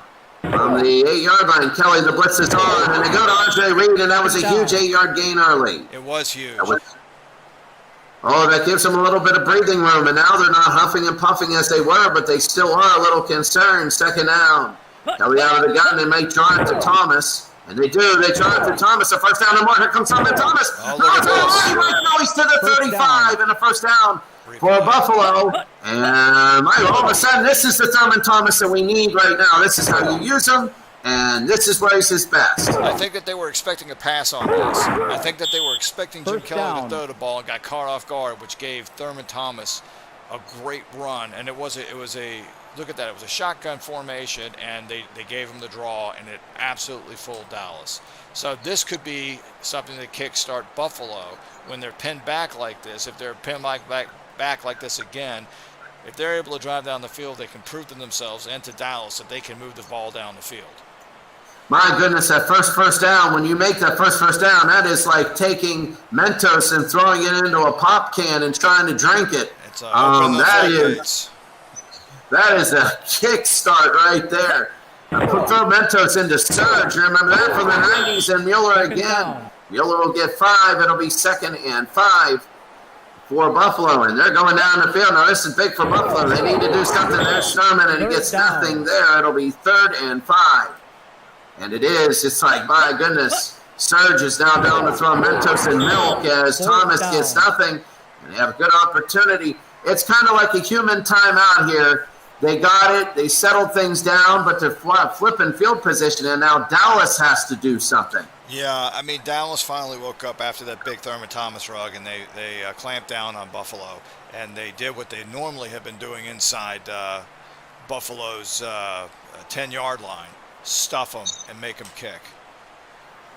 So now it's going to be 4th down at the 42. They're going to punt, and it's going to be the 2-minute warning, actually. 2 minutes! Buffalo 14 and Dallas 7 here at the 2-minute warning. And 5 first downs for Buffalo. They're going to need a little bit more. 5 first downs for Dallas. They're going to need a little bit more. But Buffalo right now, if nothing changes, they win and they move on. Yeah, it's looking to me like Dallas needs a big play to do something tremendous for them to get back in this game. I know technically they're not out of it, even right now, but because it's a one-score game. But they need something to just completely kickstart them because their defense is still doing a good job against Buffalo. They're shutting down Thurman Thomas. If they could just get a spark on offense, it could turn things around drastically where you could see Dallas starting to run away from it. But until they get that spark, they're basically like an engine on stall right now. Well, I think one of the greatest things about football is you get so many mini games, and under 2 minutes, it's almost like you get 2 different teams out there. Under 2 minutes to go, we're going to see a different Dallas offense and a different Buffalo defense. So Buffalo has trouble against 2 minutes. As Tootin gets it away, we're going to see them and see if they can get exposed a little bit. And Cliff Harris with the fair catch. So this is going to be interesting. Staubach's really good at these 2-minute offenses, and you see they're going trips right now. And one back, Staubach to throw a 7-stepper, and he throws. He got Bullet Bob Hayes. Hayes again on the run. Hayes up to the 44. And it's going to be a first down. There's a penalty, though, on the play. And it'll be offsetting. They got to do it again. You do it once, you got to do it twice. And that is so tough. So it'll be first down and 10 now for Dallas. Minute 47 again. Staubach will run. Here comes the Dodger. He's going to run out of the backfield and get a first down. And there it is. This is totally different offensive team. They're aggressive, and they are running the football by using quarterback draws. They are spreading the field out. This is totally different Dallas team that we saw. It's like two new teams. Roger the Dodger. I mean, he had the opening. He was trying to throw the ball, but he got flushed out of the pocket. He took off and got plenty of yards on that one. Great run by Staubach, keeping the drive alive, got out of bounds. And I believe this is his second year in the league, so he still has legs.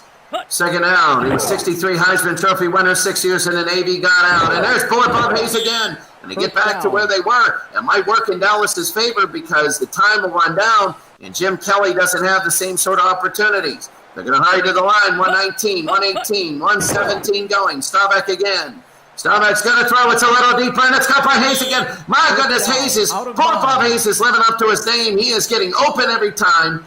And it is a first down. He's had 3 catches in the last 3 passes, and it looks like Buffalo can't stop him. Yeah, Dallas has got to keep their foot on the gas. even if it means a field First goal. down, But I out of think if they keep bounds. progressing like this, they're going to tie this game. That's where special teams comes in. 1:14 to go. You missed a field goal like this, and it is trouble. They go to Bullitt again, and Bullitt with his fourth straight reception. He's out of bounds at the 30. So it'll be second down and 4. Now you got to think about field goal yardage. You have to. Second down. They got trips to the near side. Staubach again to throw. A 7-stepper. Great protection. He's going to throw deep. He's got him in, and it's caught by Richardson. He scores, and they tie it up. Touchdown. Dallas at 1971 has tied it up to Roger Staubach to Gloucester Richardson. I thought they kind of screwed up his name earlier, but it is Gloucester Richardson and not Colin Richards. It's Gloucester Richardson from 30 yards, and now we're tied. All of that hardship, all of that heartache, all of that they can't score. The mini game happens under 2 minutes, and now we're tied. That's exactly the spark that Dallas needed. That's exactly what they needed. Now this could be a game changer. They get to go into the half. Extra point pending, of course. I don't want to jinx their extra point. But they're going to tie this game, and they have got the momentum. And this is big because now we got to see what Buffalo can do. They're going to play their own mini game. They get 1 minute, Buffalo gets the other minute. And here's Clark. Let's see what he does. And it's going to be up and good. It's 14-14 now. 14 for Buffalo to start. 14 for Dallas to come back. Five plays, 82 yards under a minute. Now let's see what Buffalo can do. I love the fact that they scored to tie the game. We got an interesting game. But also, if you're a Buffalo fan, you got to say, here we go. We got the same thing. And here's Smith. Let's see if they can stop them. They do. Dallas's kick coverage has been great all day. If it were reversed, you'd wonder about that. But it'll be first down and 10, Buffalo. Let's see what Jim Kelly can do. They got all 3 timeouts under a minute. Kelly again to throw to Al Edwards. Yeah, 4 yards in a cloud of AstroTurf. It's not going to happen. There's a penalty. And it's going to be holding again. And I would say that they would shoot themselves in the foot, but they ran out of bullets. Second down and first and 19. They give to Thomas. Here's Thurman, and Thurman will get back to the original line. That is big. They might call timeout, and they do. 41 seconds to go. But it'll be second down and 9. Second and 9, 41 seconds to go. Kelly again. Kelly trying to go aggressively down the field. They got the lead up to the 35, and that's going to be a first down and timeout. 35 seconds to go. 1 timeout. Norwood is not. They got to go deep for Norwood. Kelly again. They get to Thurman on the charge. Here's Thurman. He almost broke it, but he didn't do it. It's going to be a gain of 12. Another timeout. They got to be careful now. They can do it in the middle of the field, but there's Kelly again. Kelly goes away. Kelly's going to throw a Hail Mary, and he will throw a Hail Mary. Why not? If you catch it, you can spike it, and it is incomplete. I don't know. There's going to be 20 seconds to go. Now, all of a sudden, you got to go out of bounds. I don't know if I would have thrown the Hail Mary there. 22 seconds. I agree. Kelly, maybe they saw something. They're going to do it again. Kelly again. They're just going to throw it up for grabs, and they do right down the middle of the field. This could be, and it is. Down the 2, but do they have time to spike it? Can they spike the football? They're going to hide in the line. They got 13 seconds. I don't know. No, it's going to be a fake. What's right through it? It was a bad snap. They fell, and they can't get it, and they get nothing. They get absolutely nothing. It was a bad snap. It had to be. It wasn't a fake. And it was a bad snap. It had to be. There's no way anybody who is at an insane asylum would call anything like that. And they throw it to Metzelaars, and instead of knocking the ball down, Metzelaars catches it and time runs out. My goodness, I haven't seen that ever. And I have simmed how many thousands of games of this, and I have never seen that. And now it's the half. My goodness. I'll tell you what right now, I didn't watch any Friday night sitcoms, but that was about the funniest thing I saw in a long time. It almost made me feel like the Tony Romo bobbling the hold on the field goal against Seattle in the 2000s. I mean, it was just completely discombobulated. No one knew what was going on. That was incredibly comical. That was absolutely comical. And but you know what? In a bizarre way, I don't think it could have ended the half better, because Dallas did something like that on a fake, and they didn't get any points off of it. And so Buffalo says, hey, I'm going to play that exact same game, and I'm going to do the same thing and not get any points off of it. Hey, Chris, I'm going to come back out on camera now, and we're back out on camera here. We're looking at the stats here. Let's take a look at what the teams did specifically, each given player. Once my mouse decides to agree with me. When you put that, I'm just going to get a quick thing of water. So I would say do a little soliloquy here. I'll be right back. And I my water is all the way gone. I might have to take a bathroom break at the end of the third quarter. But right now, I'm just going to take a little bit of a water thing. Okay, let's go and take a look at the stats here. If I can get my mouse to work. There we are. While we're in this time, I do want to say something. I got a little bit of water here. We got to get it out of jugs because if you drink the water, you get sick because there's little things floating around in them. So I have to get them out of jugs, so I have to just go over there. I'm about to come back out on camera here. Here we come, and you're on camera. I do want to say real quick, number one, thank you for having me on camera because the viewers get to see a really funny thing that I just noticed. Usually I just go without a camera because I just do it, whatever. Sometimes, I'm about to go to bed. I'm like, ugh, like this and all that stuff. But now, as you can see, and I've noticed with me on camera, the more exciting the play, the more red my face turns. And that last one, I was a shade of red, but just like those stripes in the American flag. I was like, wow, So I would say that is a red-faced play to end that half. And I think we're going to have a few more red-faced plays, maybe purple, because I swear my head was turning purple during that last fake field goal or whatever it was. So we're going to see, I think, a few more purple-faced plays. Or at least hear them. Jim Kelly, 8 of 14 for 219 and a touchdown. He was sacked once, and that was actually a pretty big sack for Dallas. Rushing-wise, Thurman is actually doing a little better than I thought, but I don't think these stats exactly tell the truth because he did have a couple big runs. His long was 20, and he's usually getting stuffed by Dallas. Yeah, we're also forgetting he had a couple of very big runs, but he also had a lot of big runs called back on penalties. And this is the Andre Reed show. This is Andre Reed. I think one of the things, go back to Jim Kelly's stats real quick, and I want to caution everybody who says, let's just turn it, and I make the big mistake. You'll hear in my old broadcast that I always say, let's turn this into a flag football game where you just snap the ball to him and just run everybody out. He's 8 of 14, but this Buffalo team, you have to set up the pass. You have to start wearing down Dallas, because if you turn it into a flag football game, it's going to be Jim Kelly's going to be 12 of 31 for 250 yards, a touchdown, and 2 picks at the end of the game. If they overuse the pass, I think they should use it more, but not go to the extreme. I think they should pass on first down a lot more. I think they should maybe once or twice go downfield 10 to 15 yards. It seems like they're playing very close to the vest, and when they don't have to, they're doing very well. I would like to see him a lot more aggressive, but also in the running game as well. I think it's really the Dallas defense here, and why did we lose? Okay. Oh, it's because of this. Whoops. Sorry. Everything just went discombobulated. Not sure why it did that. Oh, it's because of this. Sorry about that, folks.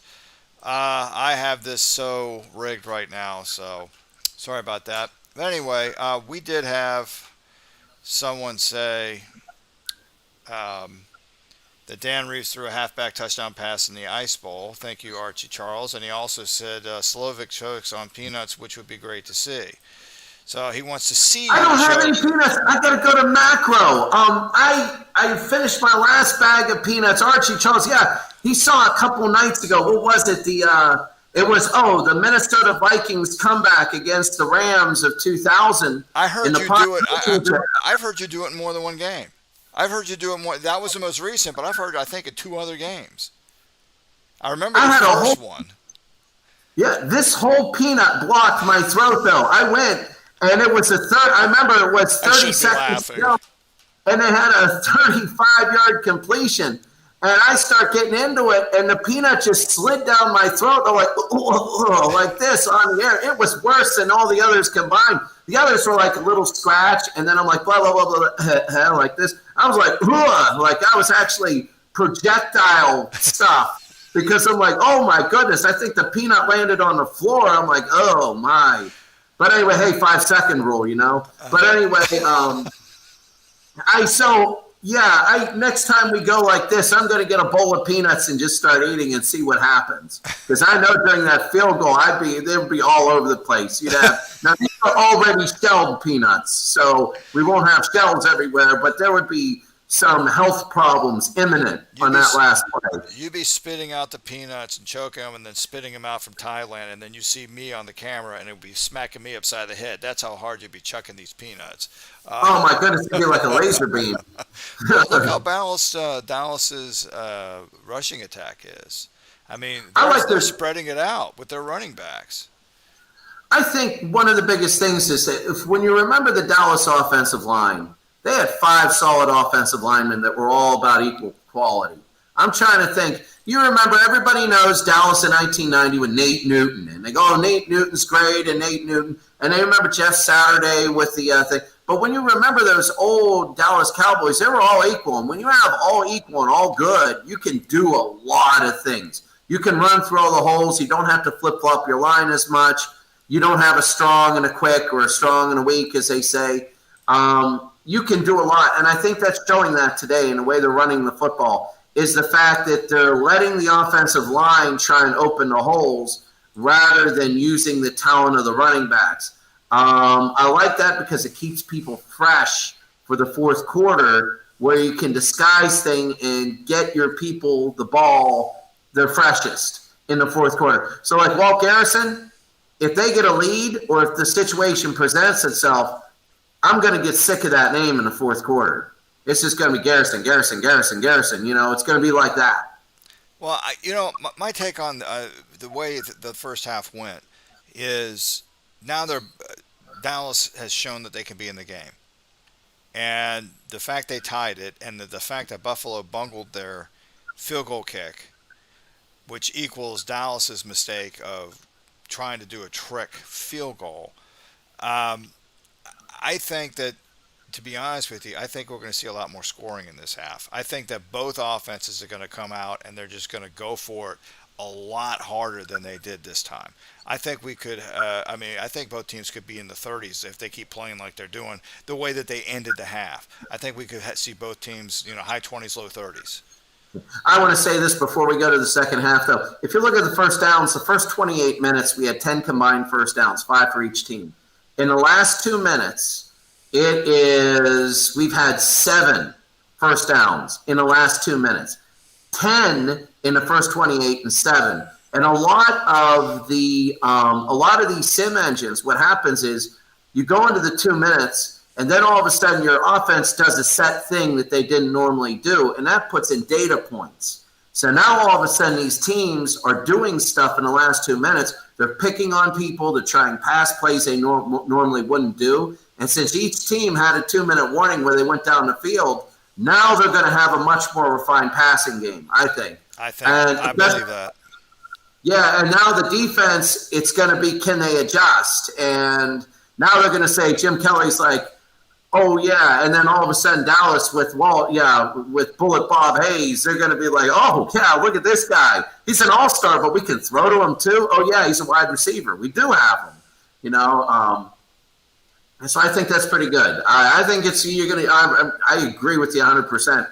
Now watch, because I said it, it's going to be a 16-14 final, and there's going to be 500 punts, and we're going to be bringing pillows to this broadcast and sleeping, and you'll hear me snoring, but that's okay. I agree with you, though. You said it, so it's going to happen. If I said it, it would be a 16-14, or they'd find that 1-point safety, which you can do. But, yeah, I can't wait for the second half here. It should be good. Okay. Yeah, I think so. I think it's going to be good, too. Okay, let's go ahead and return to the game. And let me get this full screen. Sorry, I put this Just together on the fly. What's that? For some of the people that are listening right now, I don't have the YouTube thing up yet. I haven't checked it. I'm just seeing this.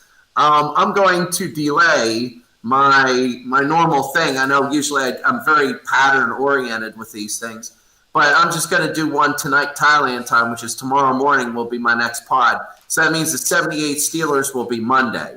Okay. And now that I got my messages or alerts fixed, I will be at work at that time. So I'm going to, provided it's not going to impact my work, I'm going to have the volume down really low, but I'm going to attempt to tune in. But okay, let's go ahead and start the second half here. Chris, here's your kickoff. This is going to set the tone here as Buffalo had horrible kickoff returns in their first half. They were absolutely horrible in that. They're smart here and they take a knee. Thank goodness. This is the best starting field position for Buffalo off of a kickoff, and they did nothing. So it'll be first down and 10 for Kelly. They go to Trips. They give it to Thurman, and there it is. Second down. It looks like, yes, they were in a nickel for defense. And you get 3, it'll be second down. 2nd and 7. Kelly, they go to 2 twins. Kelly's going to throw. He's going to open it up. He's going to throw it again. High throw to Don Beebe, a first down. Don Beebe, you remember that iconic picture against the Cleveland Browns falling on his head and throwing the ball up as he fell on his head. That was actually an interception there. Remember that? First down and 10. And Kelly now. Kelly, he'll throw it quickly. And he threw it. He was aiming towards the ground on that one, and he hit it. So it'll be 2nd and 10. Renfro with the coverage. Here comes Kelly in a 4 formation. Kelly again, the screen, and right outside. Thurman Thomas, good idea, but doesn't have anything. They were doing everybody up on the run. It'll be 3rd down. They got one running back. Kenneth Davis is back there, not Thurman Thomas. Kelly to throw. Kelly will throw, and it's incomplete. So they're opening it up. They got one good completion.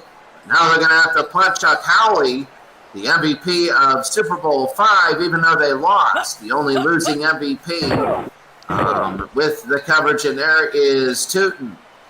Tootin will kick. Tootin to the 21, Cliff Harris to the 25. 3-yard return because it always is a yard more. That's a small little glitch, but it's all good. It's just cosmetic. First down and 10 now. Morton is in. Morton to Williams. Oh, they did a quarterback change. Did they? Yeah, they did it. They did a quarterback change. We did not do the quarterback change. No. They did the quarterback change. That is the first time I've seen the game do a quarterback change. So it'll be 2nd down. Morton was a very good quarterback at the time. He peppered his name. They got Allworth and Bambi a first down. My goodness, well, they did the great thing. If you notice, the first 11 Super Bowls, Craig Morton, I think, was in 6 or 7 of them. It was insane. He was either a backup or whatever, and then he ended up with Denver. Morton again, or maybe I'm thinking of Earl Morrill, or both of them deep, and it is intercepted by Nagy, and it's intercepted, so they are, there's a penalty on the play, and now my face is getting red, and it's too many men, they're going to decline it, and Buffalo will get a first down. No wonder why they got the interception, they had 15 people on the field, that's easy. Yeah, but anyway, no, it was Dallas. Dallas were too many men, sorry. I'm wondering if you remember, Morton was the last one to throw that touchdown, or attempt to throw the ball at the end of the half.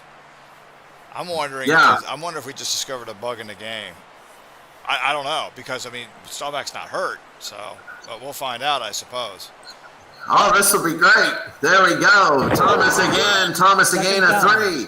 So hey, if you have Bubby Brister and the early Steelers, get prepared for Rick Strom. Don't call a halfback pass at the end of the half.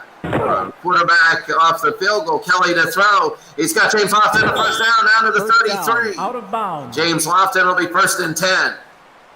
First down and 10 for Jim Kelly.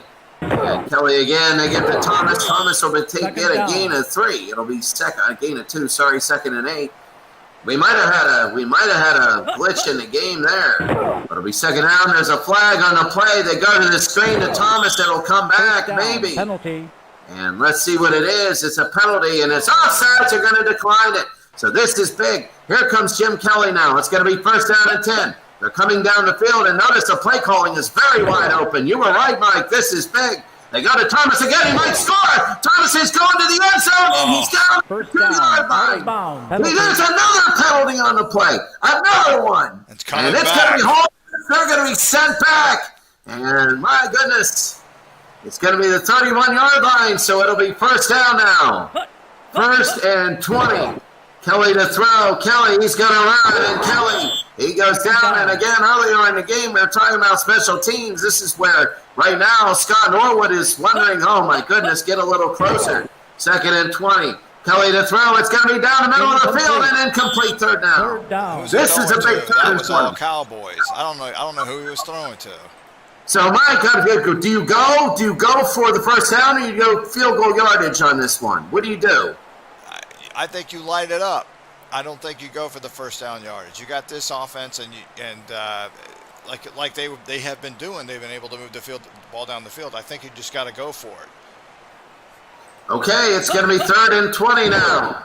Kelly to throw. Kelly's going to go. He's going to light it up, and it's incomplete. And now they put Norwood in a bad position. And he's saying, oh, no.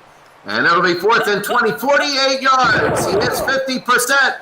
This one is up. It is over. It's got the distance, and it is good. It's from 48 yards. Scott Norwood has hit a 48-yard field goal. And something I'm going to hear Mike in the truck use my commentary when he makes the field goal against the New York Giants in the rewriting history there. I know it was 47 in Super Bowl 25, but he makes it here, and if that turns out to be the game winner, then oh my goodness. Well, his longest that year was 48, so that was his maximum, and that's in the game, by the way. His maximum distance that year was 48. Well, that's the luck that Buffalo never gets in the Super Bowl. Well, actually, they got a little bit in Super Bowl 25. But anyway, it's 17-14. Here's the kick. Buffalo went up 12-3 in that Super Bowl off a lucky safety because the Giants had a backup quarterback. That was just a screwed-up play. It's going to be a touchback first down. Let's see now. Here comes Morton. It is Morton. I don't know if it's something. Is there a bug with the game, maybe? Incomplete. I'm not sure, but it's going to be incomplete. Let's go second down. Let me just take a look and see if it shows. Is there a way for us to see if he's hurt? I mean, because I don't know why they would take him out of the game. Or do you have injuries on for this tournament? I do, but it has not said. Second down. It has not said that he was hurt. Okay, the way we can check that is at the page where you made this after the game. It'll show under injuries. Yeah, I'm familiar with that, but I don't want to leave the game. It never told us that he was hurt, if he's hurt. That is true. It might be about, who knows, but Craig Morton is in. They give it to Wolf. And Wolf's going to get 4. It'll be third down and 6.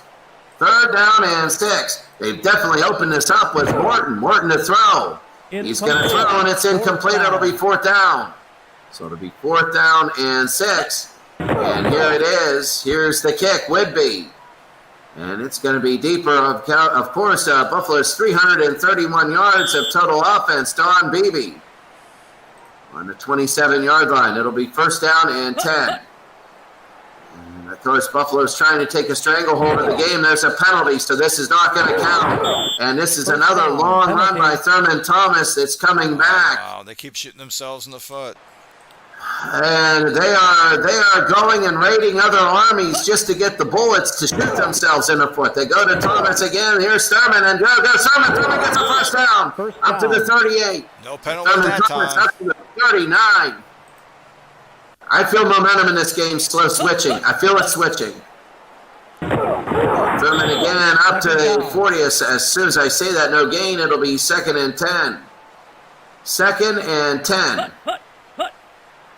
Kelly goes to Thomas again, and Thurman, well, they're overdoing Thurman. Don't you think they're doing a little bit overdoing Thurman, Thomas? Yeah, they are. But he's either getting no gains or a huge gain. Third down, Kelly's going to have to get 9. He throws it deep. He's going for a ball of wax. It only gets his nothing. And it's going to be fourth and 9. Why anybody would want a ball of wax, I always wondered. Tootin again to kick. I know you can maybe light on fire or something like that in a cold night or whatever. Waters again. And Charlie Waters, it'll be first down and 10 at the 19. So here comes Morton. They go two tights. And they got Garrison and Thomas. Morton again. They throw to Ditka. And only gain at 2. It'll be 2nd and 8. I wonder if there's a way we can see if we, because if I exit out, the game is saved. I wonder if we should exit out and just see if we see anything about Staubach. What do you think? We can do that because I think that's on everybody's mind right now. Yeah. As long as we can come back to the game. Yeah, we can. If not, then the stream is meant for me. 3rd down. And that's going to be Calvin Hill losing 3. So as we return, it'll be 3rd down.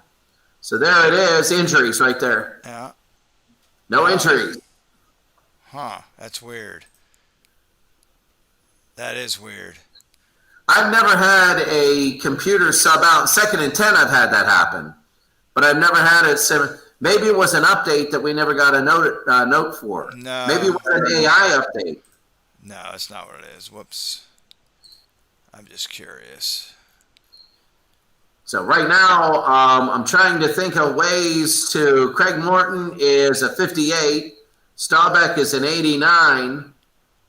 You can hit reset. Oh, hit save. Hit save on the right. Maybe it'll overwrite. It shouldn't matter, but I will. All right. Let's go back. So everybody, if anybody's had a good joke lately, go ahead and type it in the chat while we have a little bit of dead time. The weather here in Chiang Mai is 80-some degrees or whatever.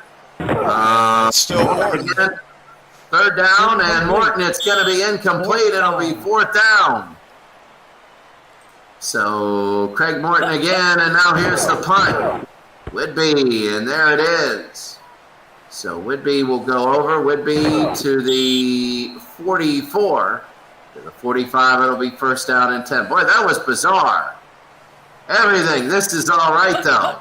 1st down and 10. Kelly, he's going to throw to James Lofton. Lofton, a fumble. And it's going to be Buffalo will get the ball 1st and 10, though. It was a fumble, and that could have changed everything. 1st and 10. Jim Kelly. They're driving down the field. They go to Keith McKellar. There's the K-gun right there. McKellar. And it's going to be 2nd and 9. Bob Louie with the stop. A very important drive for Buffalo. Kelly again to Mueller, the fullback. Mueller. 3rd down. They're going to get more. It'll be 3rd and 4, gain of 5. They're doing the run a lot more than the pass. Kelly again, incomplete, and it's 4th down. You know, we might be seeing Craig Morton doing a bad job and going, oh, if Roger was just in there. But look at Jim Kelly. He's slowed down a little bit, especially on this drive. They got 1 or 2 good passes, and then he's just going for naught. So it's to the 11-yard line. Now let's see what Craig does. And there's going to be a flag that's going to be on Buffalo, and it'll be 1st and 5. So 1st down and 5. Here comes Dallas. They give it to Hill and Calvin Hill. They're going out of a full house backfield. It'll be 2nd and 5. 2nd down and 5. Morton again to Hill. Hill will get 3. And when we come back at the end of the 3rd quarter, the score, Buffalo 17, Dallas 14. A big 3rd and 2 for Dallas. Well, we're pondering things. It's funny how tournaments go. We ponder different things. In the very beginning, we were pondering how Dallas was going to score. Then we started pondering different things. And now we're pondering how to get Roger maybe back in the game. What are you thinking? Because that's what everybody's thinking is like this. Everybody's thinking, is there a way to get Roger back in the game? Because if the AI, it's one thing if the AI pulled Roger because he didn't have a great first half. But it's the other thing that now all of a sudden it was a glitch, and now Craig Morton. Oh, my goodness, Craig. That's like an injury. Well, if you have injuries on, I'm not sure if you do because there were no injuries so far. Yeah, I might have toggled it off, but I'm not changing it now. Yeah, I don't know. Maybe. I mean, it's not like he's a bad quarterback. It's not like he's someone who hasn't had experience. The man had plenty of experience. So let's try something. What's that? Go out of this. Well, and it's 4th down, 3rd and 2. We'll go out of this. Here's Hill. He's going to be yards short. No, it's he going to made be it. no, first and 10. So get out of this game now and save it. Now go hit back to the team where you showed the depth chart. Oops.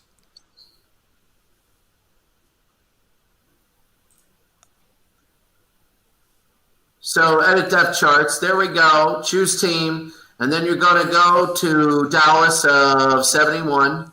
Yeah, but I mean, There it already, is. yeah, but we're already. I in know, the but game. this is what I'm thinking. Now switch those two. Because it might be a thing, switch to Roger being second. Because it might take the slot. Hit save, and it might take the slot instead of the name. I think it's an independent file. I don't think it's going to matter in this, but Oh. let's see. But what we're about to no, No, it's still that's Morton. right. It's still Morton. I mean, it's not a bad thing. Look Not at only what- that, it's Harrison gets 6. And it'll be 2nd and 4. So 2nd down and 4. Morton again. The blitz is on. They throw incomplete. It'll be 3rd and 4 again. The offensive line for Dallas. The defensive line for Buffalo is doing what we thought they would do, that they haven't done since the first quarter. You notice Dallas moves the ball when that defensive line isn't being noticed. Yeah, they were in Morton's face. I mean, he as he was dropping back, there was somebody right in his face. 3rd and 4. You might wonder if they're going to try and run for 3 yards. No, Morton, the blitz is on. They throw. It's incomplete. 4th down. And it'll be 4th down and 4. And now they're going to kick.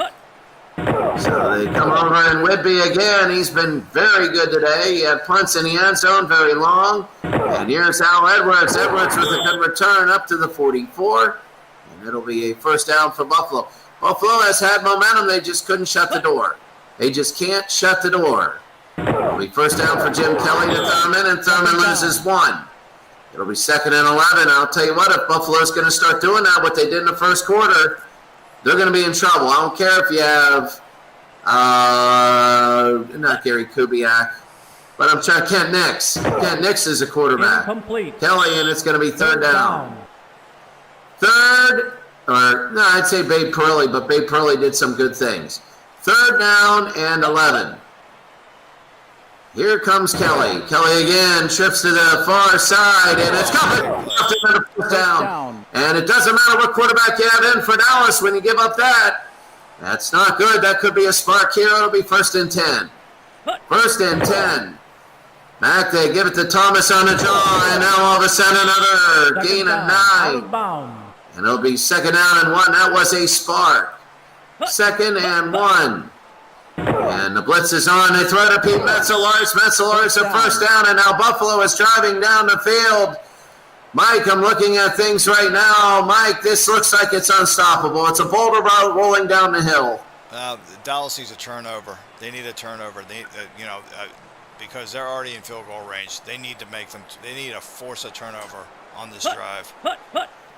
Yeah, if there's any team that never makes mistakes, it's Buffalo, right? And it's going to be 2nd and 2. 2nd and 3. So it'll be 2nd down and 3. A little bit better, but you notice only 63%. Here's Kenneth Davis. He's going to get the 1st down. You're only hitting 63% from 33 yards. That could be a liability later. But right now, it doesn't look like it's going to matter. Kelly and Mueller, the fullback, a gain of 1. It'll be 2nd and 9. Look at that time just go off that clock. 2nd down and 9. Kelly to throw. They give to Davis. They're going to try this again, and it's incomplete. It'll be 3rd down. They tried a little bit. I'm not sure why. If they did it with Thomas, it might be a little bit more effective. The second one for Kenneth Davis. It'll be 3rd down. Here's the flag football formation. You got quads to the far side. Was that a direct snap? That was a direct snap. And it was kind of like a wildcat, but without the wildcat. It'll be 4th and 12, and Norwood is not great here. He's only hitting 63%. That's less than 2/3. Norwood, he missed it to the left, and he missed it to the left, and he got offsides. You're going to get another chance. Oh, You're wow. going to get another chance. Oh, my goodness. They're going to get another chance. Oh, that could be, if he misses twice in a row, I'm going to get another drink of water. Blocked. Blocked! It's blocked. It's picked up by Howie. It was almost done. He was almost done. Oh my goodness, they missed 2 in a row. They missed 2 chip shots. Look at this, Chuck Howie, the MVP of Super Bowl V, the only MVP of a losing team, and you can see why. Chuck Howie tripped over his feet. There were 10 people around him. Get away from him and let him run. Oh my goodness. And yeah, here we go. Another glass of water. Here we go. Chuck Howie with the block. Well, he picked up the block. And this could give Dallas new life. One more time. 2 misses. Now, I never take blocks on. I never take blocks against kickers because the kickers can't help the blocking, you know. So when a kick gets blocked, I never count that against the kickers. Unless it's a really, really low kick, which they sometimes are guilty of. No, that's true. That's absolutely true. But he missed that first one, and the first one was, oh my goodness. So here's Morton. Now Dallas still in the game. Dallas, here comes Craig Morton. They go to Thomas, and again, look at Thomas. He might go, and he's up to the 40-yard line. This is going to be a good ending here. It's going to be 1st and 10. 7 minutes to go, a little bit over 7. Morton to throw. Morton has all those receivers to go from. He goes downfield, and he's almost down to the 39. This is all of a sudden Craig Morton doing a Craig Morton. He's going to go 11 for 50 and have 500 yards. 4 touchdowns, 12 interceptions, but he's going to score the last point and be a hero. Here we are questioning Roger Staubach, and like I said, Craig Morton is not like he's a bad backup. I mean, he was his starter at the beginning of the season. And you know, the first 3 games, and then they was having some difficulty, and they brought in Staubach, who lit it up. I don't think Staubach ever lost as a starter. But, I mean, again, I was never knocking Morton. I was just wondering if the engine was doing something funny. But who am I to say? Look at what he's doing right now. They got all the momentum right now. After that block, are you kidding me? Buffalo's got to be so dejected because they lost a Super Bowl from a missed kick. And here's Norwood trying to kick it twice, and he couldn't hit either one of them. Oh my, the legend of Scott Norwood never dies. It'll be 1st and 10. Morton, a long snap they give to Garrison. They go around the right-hand side, and now this is a very big first down. This is a very big first down if they can make it, because now you're getting into field goal range. They need to get into field goal range. 2nd and 8, Morton again to throw. They throw. It's caught by Ditka. And it's going to be 3rd and 4. Would be 50 yards from this point. This is if they don't get a yard. Play. This is a huge play. This would be enormous. 3rd and 4. Morton, they only got 29% chance. Here's Hill. He's got a first down. He trips over his feet. Oh, he scored. You got to tie those shoes next time. They were flopping in the wind, and all of a sudden he steps on his leg. I know that it was Jeff Wright that tackled him. I know it's a real sim engine. I'm just trying to put a little bit to this, but it's 4th and 1. Now it would be 47 yards from this point. Really, it's really, I would think, Mike, that it would be more of an option to go for it. Yeah, you know what? Even Landry, I think, would go for this. I think he would go for this. I mean, forget the no, Danny, no, with the fourth down and inches, and looked like they were going to, try to draw Washington offside, and they ran the play when they weren't supposed to. I think even Landry would say go for it, but who am I to say? I'm not Tom Landry, so let's see what they do. Oh, this is going to be big. They're going to try it with Clark. They say just get it now. 49% chance. It is on a flip of the coin. It is up. It is over. And it is good. We're tied up. We are tied up. Unbelievable. It is 17-17. And this drive is a drive that is bizarre. This game has turned from boring to okay to insane to weird. And now it's just crazy. Crazy's different than insane. And now all of a sudden we have 34 points, which I believe is the over-under, isn't it? Yes. And it is 17-17. And right now, there is no way you can predict what will happen. All we need is computerized, pixelized streakers going across the field, picking up the football, and computerized security people chasing them down. And here's Smith. Smith again. Smith on the return. Here goes Buffalo. Buffalo up to the 35. Al Smith doing a heck of a lot better than he did in the first half. Now here comes Buffalo. When you turn off the engine and take your foot off the gas, it's so hard to put it on again. It is so hard to put it on. Kelly, the quarterback, sneak. Boy, this is crazy now. This is insane now. Kelly with a first down quarterback sneak. It'll be 2nd and 6.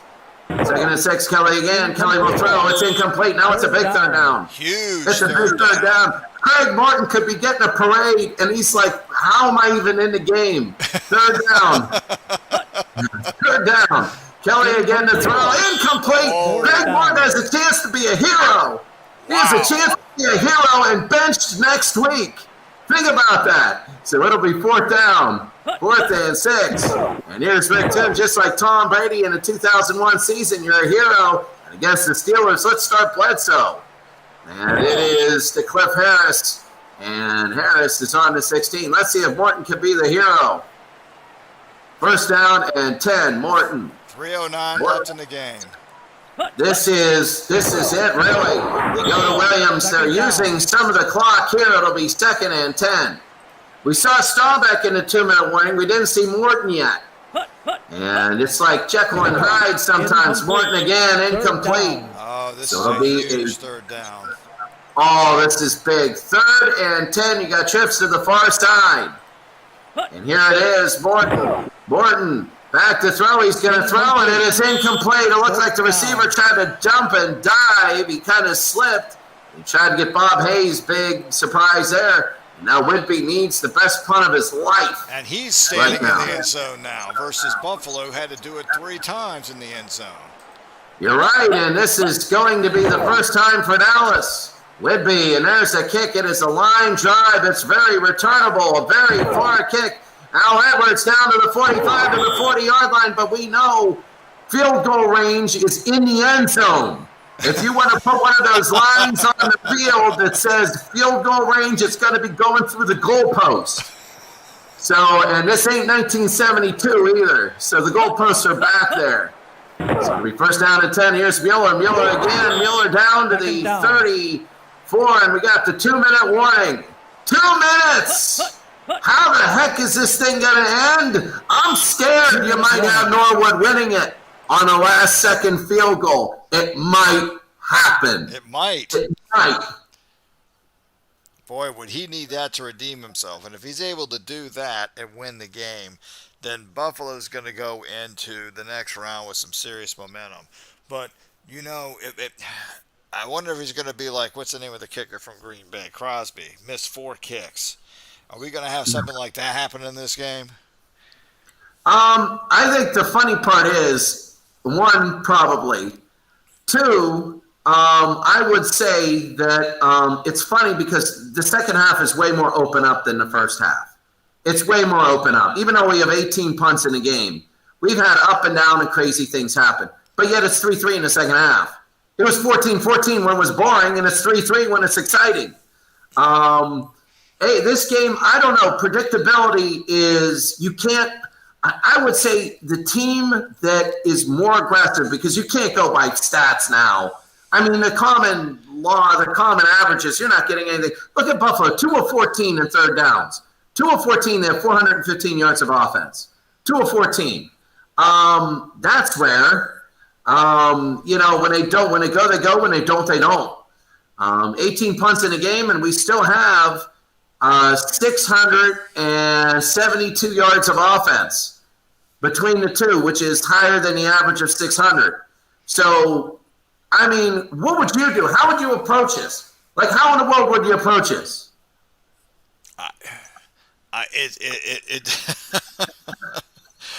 You know what I think it comes down to? I think it comes down to Dallas defense. But not even Buffalo's offense. I think it comes down to Dallas's defense.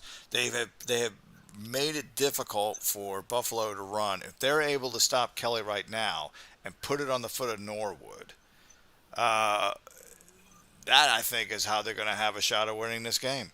Okay, you just said something that's never been said in the history of humankind before. Let's put it on the foot of Norwood to win this game. No, I'm talking about Dallas forcing it on Norwood to try to win the game.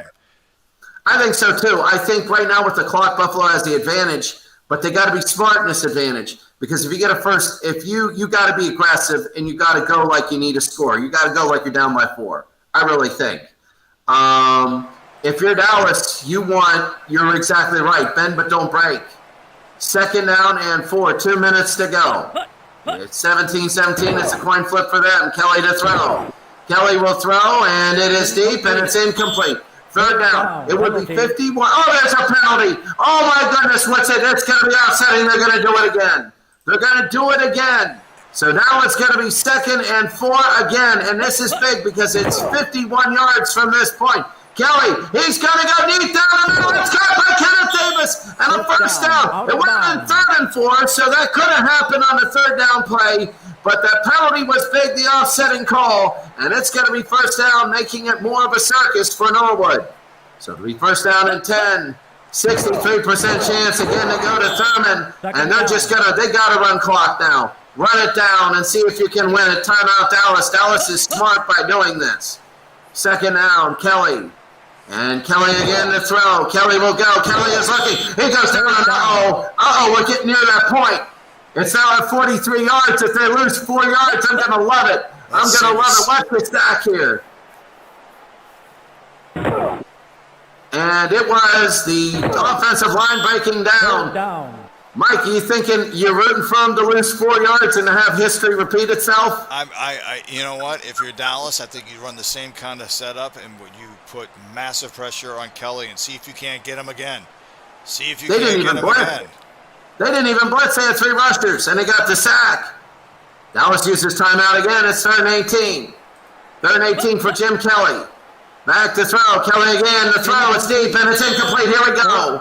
Here we go. Here comes how many times in history do you need to have this, where now it's going to be 4th down. This is going to be a 43-yard attempt for Scott Norwood. It's not 47. It's not 45 like my league about a year back when I had that. It is going to be 43 yards, and it doesn't win or lose the game because we're tied, and Dallas is going to have a chance. That last incompletion was huge because now they gave Dallas a timeout. Here we go. Norwood is going to have it. It's 4th down, a minute and a half to go. It's a coin flip for Norwood. The kick is up. It is over. It might be good. It looks good. And it is good, but the game doesn't end. The game does not end yet. And it is 43 yards. And Dallas is going to have a chance with a minute and 24 to go. Now the Jekyll and Hyde sort of thing where now you got Craig Morton. Craig Morton has been not that great this game. He's had a couple flashes of brilliance, but now he's going to be in a 2-minute set now. And it's going to be a short kick. Oh, that was horrible. And here comes Thomas again. And now, hey, Mike in the tractor. If that's a face mask, they're in trouble. Personal foul against Buffalo. Oh, that gun has not been loaded. They got to reload that gun to shoot both feet this time. They got to do it on both feet. Oh, my goodness. Here comes Morton now. This will be first down, 1:19 to go. So they get 30 yards. If they get 30 yards, they're just inside field goal range. They only have to really think about 30 yards. A little more than that would be great, but 30 yards, you're in field goal range. And he's hit a long field goal today to tie it up at 17. It's 20-17 now. Here comes Morton. Morton again from the 45. Morton, a 7-stepper. He's going to throw. He delivers pressure. He's got Richardson. That's going to be a first down. First down, he is out of bounds. So the clock will stop with about a minute and 12 to go. It'll be first down and 10 from the 43. Morton again to Thomas. Morton looking. Morton Thomas in the backfield. Morton's going to throw under pressure again. He's going deep. It might be picked. No! It's going to be second down. Wow, that was scary. That was scary. That was scary. Oh, he could have lifted that in there. It'll be 2nd and 10. They got one timeout remaining. They gotta do it on this drive. Morton again down the middle. It's got by Bob Hayes. That's a first down to the 32-yard line. They're in field goal range. They're in field goal range. It might not be great percentage, but they can kick one if they need to. We're under a minute to go. 57 seconds. Here comes Morton. Thomas is the only one in the backfield. They use him. They're crazy. Morton will throw down the middle of the field. They got Bob Hayes again. He's going to run all the way to the other sideline for an out of bounds, and it's going to be Bob Hayes. There's a sideline to your right, about 2 feet away. But I guess sometimes in the moment you just got to go with what you see. And it's going to be now. Dallas can win this football game. They can win this football game right now. And it's going to be first down and 10. Here's Morton. Morton, 50 seconds to go. Craig Morton, the hero, it's going to be benched next week. Morton will throw. They throw it incomplete. That'll be second down.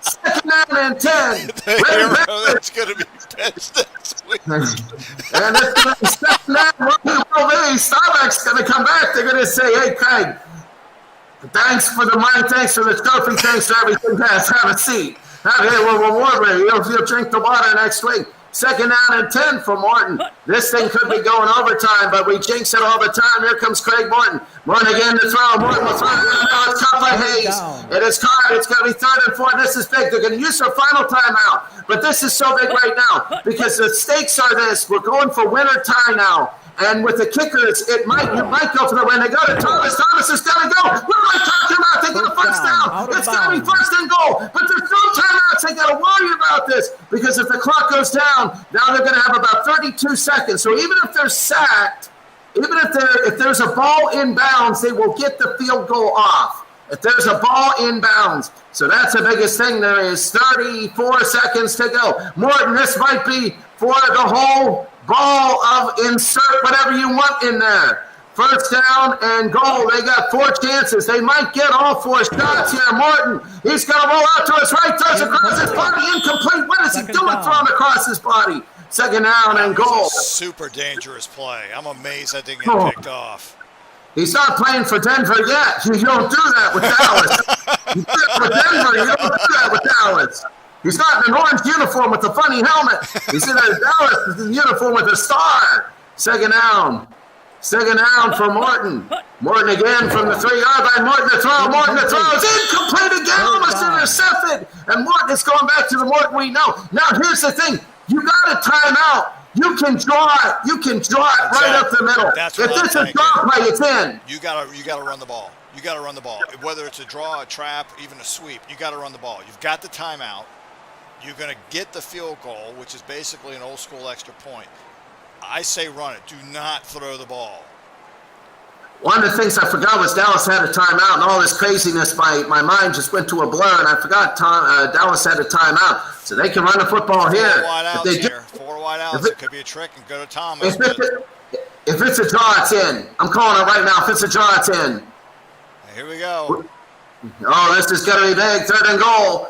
3rd and goal for Morton. This is big. 23 seconds to go. They're going to throw it. He throws end zone. Incomplete. Almost intercepted. Oh, my goodness. He's thrown 3 passes. It should have been picked. I don't know who's choking more, Morton or the defense.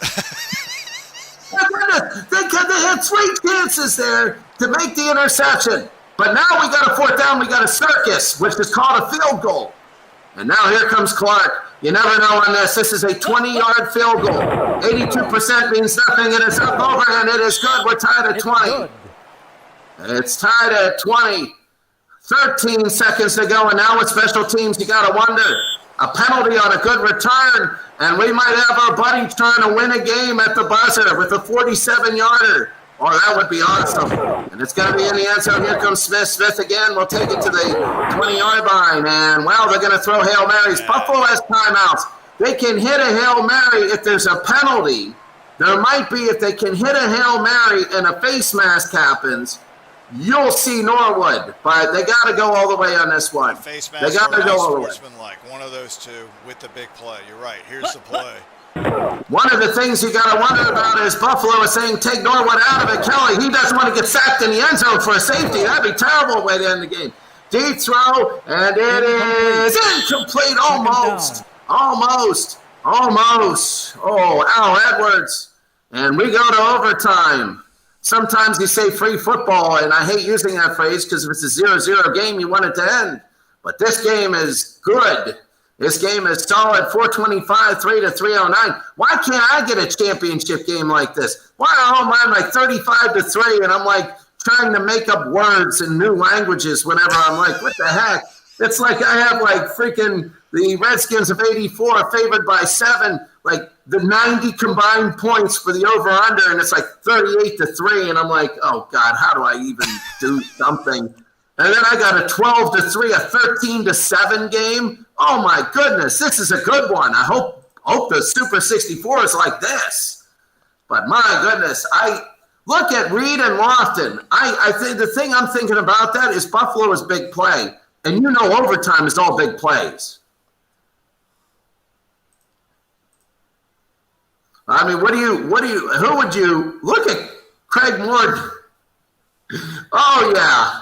Oh, Roger Staubach, actually, I was wrong. I forgot to see it was 10 of 18 for 137, 2 touchdowns, and he had a quarterback rating of an average for an NBA team. Well, Craig Morton is 9 of 23, and he has the average. What is it? If you throw the ball into the ground, it's 36 for quarterback rating. If you just spike the ball in every play. I don't know. I watched that one video on YouTube. The guy has a million football videos, and he keeps saying, well, if you spike the ball into the ground 85 times, then it would be a 36. That's how bad Kenny Stabler is today. And it's like, oh, wow. But I like that guy. He makes a million videos. But anyway, we go to overtime here in Norwood. He has a chance to be a hero in this game. He has a chance to be a hero. And that song, We Can Be Heroes, in the early 80s by, who was that sang that? I forget who, David Bowie? Bowie, yeah. Yeah, oh, you got Norwood all of a sudden. They're saying that, but it's first down. Remember, with these overtime rules, you need a touchdown on your first possession. You need a touchdown. Here's Morton to Garrison. Garrison, that'll be a first down. So you need a touchdown on your first possession. After Dallas gets rid of the ball, it becomes sudden death. So if Dallas gets nothing, it becomes sudden death after that. Morton again to throw. Morton will throw, and it's incomplete. It'll be second and 10. We're in overtime. It doesn't matter any time, though there is kind of a little bit of a bug in the game where it treats every overtime like it's one overtime, even though there's multiple overtimes. Morton, the guy slipped. That could have been a pick six. That could have been all the way. Bob Hayes slipped and fell. Oh, this turf is terrible. Third down, it is Tartan turf. You remember that stuff was worse than AstroTurf. And for some reason, they forgot that it was third down, and they do that. And it'll be fourth down, and now they got a kick. So it is now sudden death. It is now sudden death. So what a punt. Oh, my goodness, what a kick. And Edwards up to the 20. Notice there's a little glitch where you fair catch it's always 2 yards up. So that's all right. Now it's going to be first down for Buffalo. You know what we could see here? We could see what we saw at the first half where Dallas just clamped down and Buffalo could do nothing deep in their territory. Well, I mean, they're on their own 18. It's not bad field position. But if Dallas is able to do that, and all they have to do is kick a field goal and then escape this game. And I like the way you put that, all they have to do, which is great, is kick the field goal. I like that because that's a big thing. You might as well do that upside your head. Here comes Reed. Andre Reed, he might go. He takes it to the 40-yard line, so he gets 20. He gets 21. That'll be first down and 10. They want to end it this time. They want to end it. They want to end it with a long touchdown. They're a big play team. You can see it by the two top receivers. There's Thomas again up the middle. He's going to get a first down up to the 50. Now they're going to stall. They've had a whole thing of get up to midfield and stall. First down for Kelly. Kelly again. Kelly the screen. They go to Kenneth Davis. Kenneth Davis, boy, they're unstoppable now.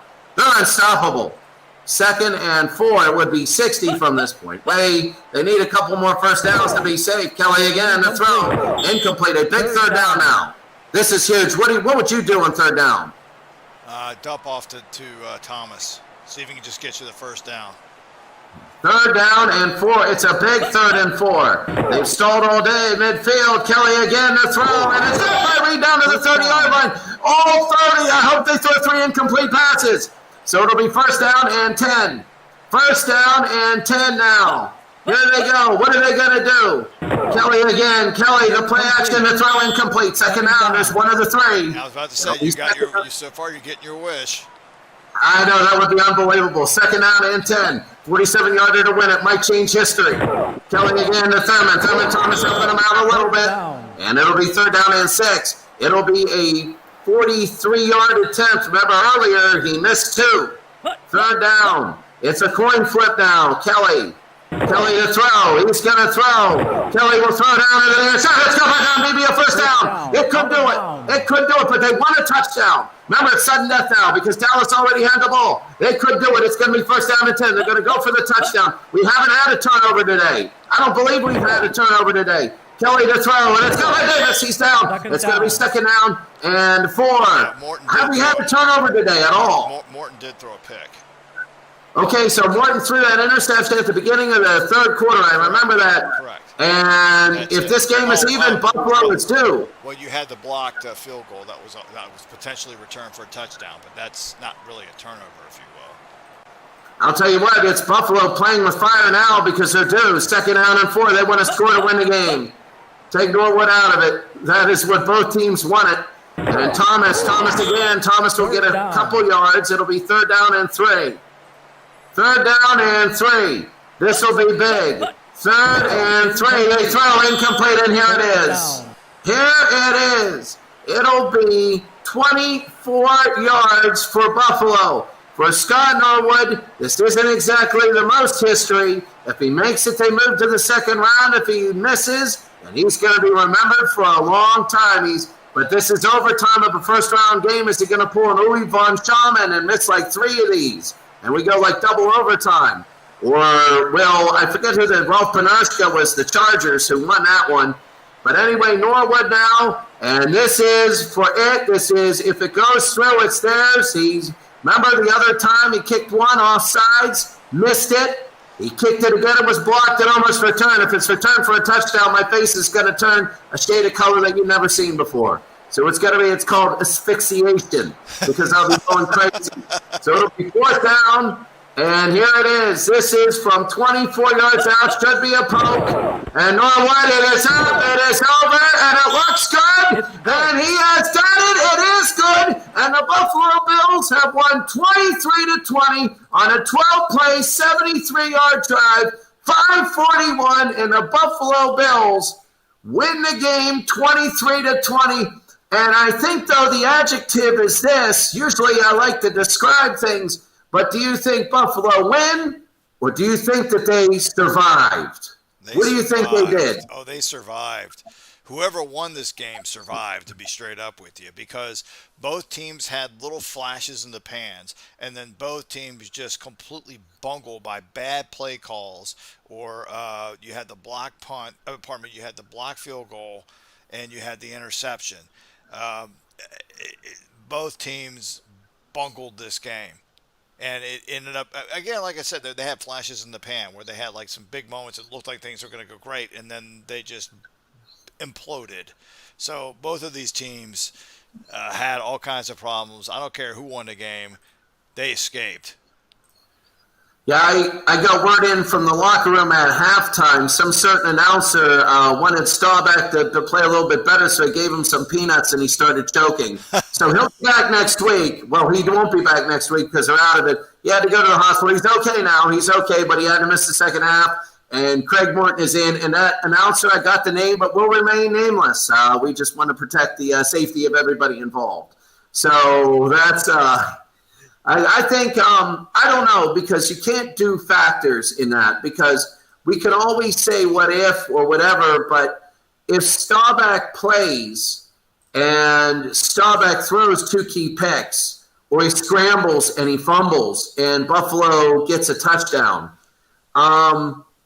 there's always dynamics. I think I would say this with Dallas. I think they lost beyond the quarterback play.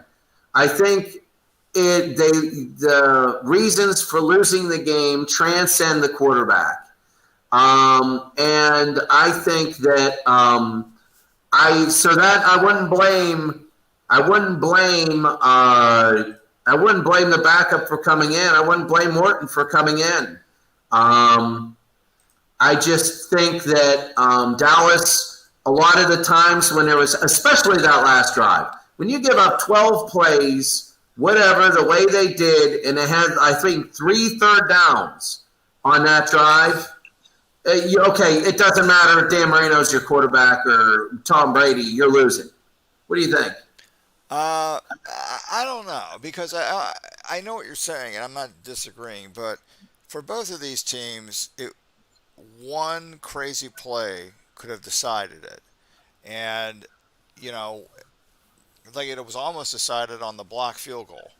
I mean, if Chuck Howley returned it, I mean, versus being tackled, that would have been, that could have been the difference in the game, because I think both teams just completely bungled this. And here's for those who missed it, this was absolute insanity.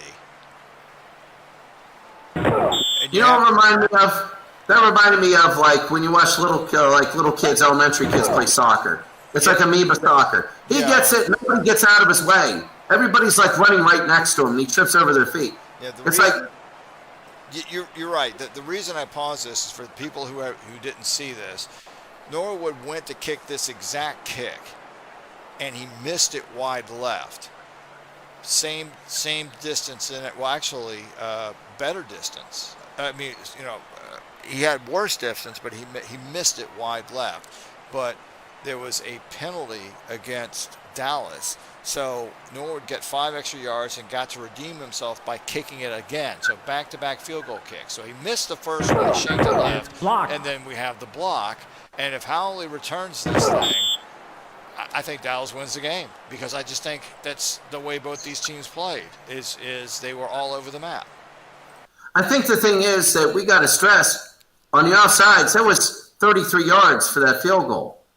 And on a blocked one, that block kick was 28-yard field goal. Right. Well, it says 32 yards, 32. No, that was the fourth quarter. Was that the fourth quarter? Yeah, it was. So 32-yard attempt. So there might have been something, I don't know, maybe a bug in the game because it's 17 plus the yardage. So anyways, those were 2 field goals that were very short. They were chip shots. And for the craziness to happen on both of them, that was where Buffalo would have lost the game had Dallas gone down and scored. I think that was absolutely insane what happened there. And that was nuts. That really was. Okay, I'm gonna shut it down in a minute here because it's 1 o'clock in the morning, my time. Oh, is it? Yeah, but it's 12:07. My goodness. But that's all right. I got to go. I'm going to do a quick workout here. Okay. But what about our matchups next week? Who do we have? Let's take a look at that. Just to recap for anybody joining us, Miami got upset. Let's just go ahead and go to round 2. So 58 Colts at the 78 Steelers. I could see it should be. I could see the Colts winning that, to be honest with you. Look at the third game. That's going to be a heck of a game. That's going to be a massive battle. And look at these 2 classic teams right below them, 53 Lions, 62 Pack. The Steelers and Seattle, they're going to go 10 overtimes and the first field goal wins. New England and Denver, Elway versus Brady. That game will be massive because you have 2 comeback specialists. So as soon as somebody gets 1 point, the other team's going to go ahead and the other team's going to go ahead. It's going to be like a steps, that's going to be crazy. And look who Buffalo gets. They get 1962 New York. Who upset the Dolphins. Yeah, that's going to be a nasty football game. It's going to be different. That's going to be a different game. That's one of those like 11-4 games. You're like, what the heck? Can you imagine if Y.E. Tittle gets his first championship in this tournament? Can you imagine if that happened? All those shots he had and he wasn't able to quite do it. Can you imagine if he does it in this tournament against these great teams? Stop and think about that, because they beat the 72 Dolphins. I just realized something, that game next week is the runner-up bowl. New York against Buffalo. Yes, it is. You're right. So I'm thinking, because as soon as he said that, I'm thinking, well, what about Scott Norwood wins the whole thing on a 47-yard field goal? Yeah. What if he hits and they win the game 22-20? It doesn't matter who they're playing. But what if he does, And you take a look at it, and I'm like, okay, where's Buffalo? I'm like, oh, they're playing New York. Oh, okay. Well, the Buffalo Bills against the New York Giants now, that's going to be, because we always know in tournaments, first games are survivals, second games are survivals. In a 5-round tournament, the first 2 rounds are just survive and win. And then 3, 4, and 5, you start looking to the championships. Once 3, 4, and 5 come around, the Cinderellas fade, and the good teams usually persevere. And looking at this, the winner of that game, we're going to know a lot about them and whether they can persevere through the last 3 rounds. I'm tempted to sim everything except for the New England Patriots Denver Broncos game. Well, the underrated game is Patrick Mahomes versus Joe Montana. Yeah, I thought about that too. I mean, look at this. You've got Terry Bradshaw against Johnny Unitas, Troy Aikman against Tom Brady. Um, yeah, this is going to be kind of hard to pick. I think Houston's going to beat up on New York, the bottom bracket. I will say that you got a better thing going than me because right now I got like Stan Humphries versus Lynn Dickey and like some of mine, and it's like I could watch that. What are you talking about? I think that would be kind of cool. It is. It is. Sometimes those matchups are good. It's just later on sometimes. Like, I think the aura of things is when we see the early rounds, we know that the 78 Steelers could win it all. We know that either the 16 New England Patriots or the 92 Dallas. Like, I think that the great thing that you have going now is you have a couple matchups that could be championship matchups by far and away. And even after they're done, there could be other championship matchups right now. You got a lot of heavy hitters here, a lot of heavy hitters. You know, one thing you'll notice is, okay, Cleveland had two teams that were in this tournament. Both are gone. Green Bay had two. One is gone. But the other franchises that have two, which include Pittsburgh and New England, in New York. They're still in it with both their teams. They're still in it. Dallas almost had it. Dallas almost had it today. Yeah. I think that shows a testament of how solid those teams are. And if you want to be a franchise that wins back-to-back, gimmicks don't make good back-to-back. When I look at that, I'm looking at the only gimmick, and it's not a gimmick, the only solid team that does one thing well is the 62 Green Bay Packers. Now, they do sim well in their passing game. They do. I've seen Bart Starr when I had the 100 last year. When I did that tournament, he had a couple 400-yard passing games, so he was good. But Detroit at 53, they're going to have trouble. But I think now the favorites are going to be the ones because everybody is so even that if you do one thing strong, it's not going to be strong enough to be dominant. You need two really solid things. And when you look at a lot of these teams, I think the teams that don't make it, that's why I think Buffalo might beat New York. They're at home, and they do all the phases of the game okay. They do it well. And that 71 Dallas Cowboys, you said that was the best. Can you go how many rushing yards that Buffalo had? Can we end with how many rushing yards Buffalo had real quick there? Yeah, because Sermon Thomas ended up with 100 yards. I remember seeing that. Then they're set. They're set, and that's the biggest thing. Take a look at the rushing yards.